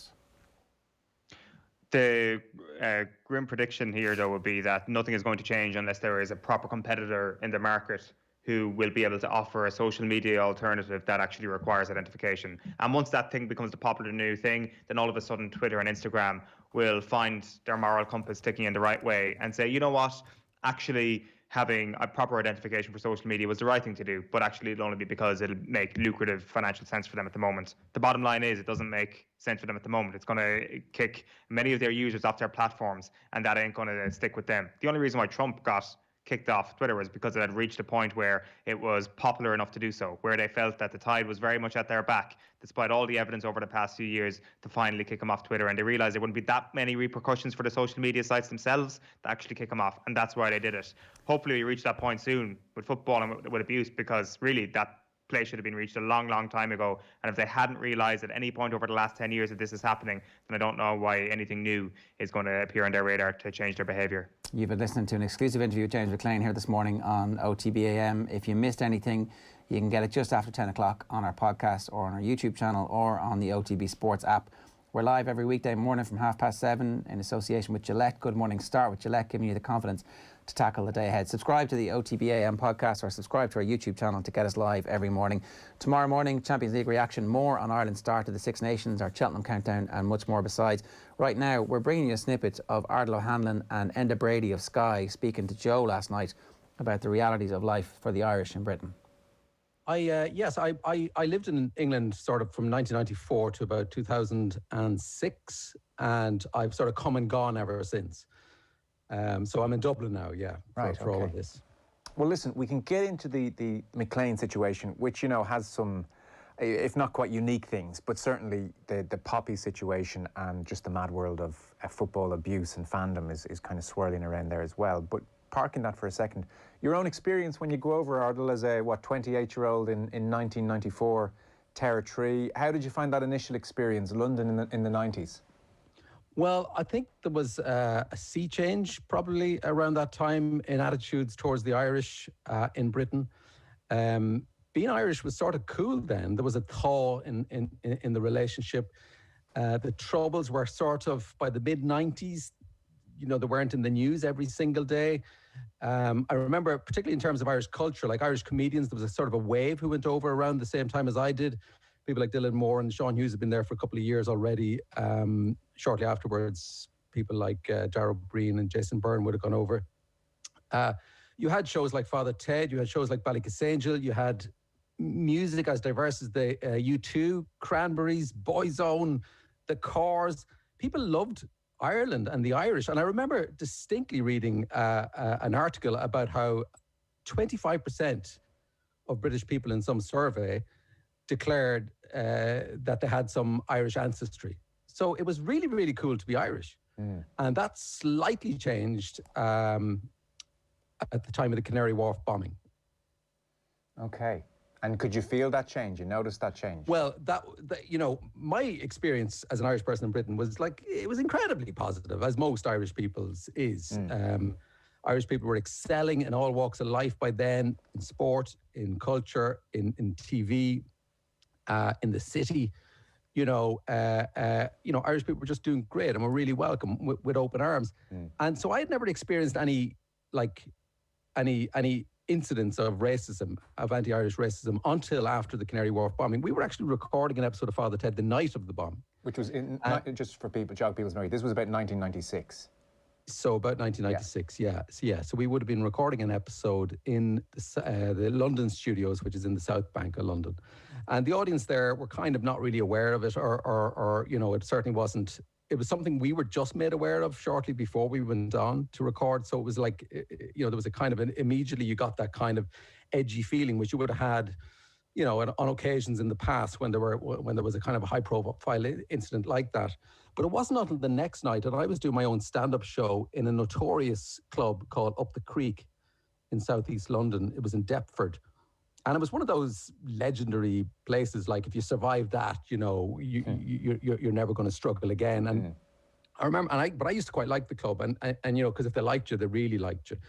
And I remember going on, and I just more or less opened my mouth when this table at the very front starts shouting at me. I'm like really roaring, very aggressive at me, calling me an Irish, C word, and saying, "Is that Semtex you've got in your pocket?" and stuff like this. Like they were just heaping abuse on me. And I remember like my reaction wasn't like to run off the stage or anything. I got really angry because, like Irish people in my generation were quite confident. We didn't cower. Like we would love to engage with people on these kind of issues, but we didn't feel that we personally had to apologize for these outrages. But I remember the thing that I remember most and that gratified me like enormously was that the rest of the audience rallied around me, and they more or less like ushered that table out the door, So that was incredible. And any misgivings I might have had or about being Irish in Britain, like were kind of dispelled that day, So it's a minority, of course. Yeah, I mean, well, in my experience, it's a minority. Yeah, I mean, like the reason I remember those incidents so well is because they were quite rare, So they do kind of stick out, like, and they were very jarring at the time. Now you kind of, I suppose, like Canary Wharf was pretty outrageous incident. You kind of you'd be extra wary for the next couple of weeks anyway, and so I suppose it wasn't entirely unexpected. So I mean, standing out in any stage at the best of times, you're going to be on your toes, But especially after an incident like that, like you'd kind of come armed. Yes, that's an extreme moment, I suppose. Enda Brady of Sky News. How you doing, Enda? Thanks for joining us. Yeah, good, Joe. Yeah, hello, Ardal. Good to speak to you both. Hi, Enda. How are you? When did you go over, Enda? So I did the leaving cert in 93, and I was 17 and a half, and I didn't get the points to get into DCU, basically. I wanted to be a reporter. I wanted to be a journalist. I didn't get the points. And I went to Preston, to the University of Central Lancashire. And my parents dropped me off, and I'd never really been in England or Lancashire or anywhere in England. I'd no experience of what it was going to be like. I made some friends. I joined the football team at the university, and you just immerse yourself in life. And I've loved every minute. I mean, I'm 45 now, and I would say, again, like Ardal said, the overwhelmingly positive experiences I've had here. I've been welcomed virtually everywhere I've ever been. And I think it's a great country. You meet some amazing people. And yes, occasionally the odd little incident pops up that upsets you or whatever. But I just think it probably could have happened to me in Ireland, or it could have happened to me anywhere, Australia, America, New Zealand, Canada. But it's, as always, it's just the tiny, tiny minority who upset it for everyone. and generate an awful lot of noise and headlines, like what has happened for James McClean and his family. And I've spoken to people today who are friends of his, fellow footballers from the Ireland team, and they're all very, very upset and concerned for him. And unfortunately, it only takes a tiny, tiny minority in social media to be quite loud, Enda. That's the point here, really, isn't it? Well, I think social media is the problem here. I think we've come to a stage now where these companies, and they're making colossal cash, they need to address the issue and root out the abusers and come up with a system, and it's not that difficult, where if you join Twitter or Facebook or Instagram, that there needs to be some sort of identity document, or where you work.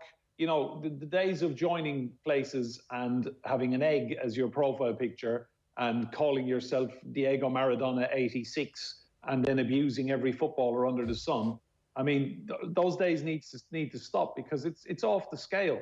And looking at what James McClean and his family, and I think his wife Erin wrote a very moving and eloquent piece that she put out on social media last night about being spat at, having nights out ruined, people threatening to burn down the family home with her and her children and her husband in it, and one guy saying that he was going to go to James McClean's game with a gun.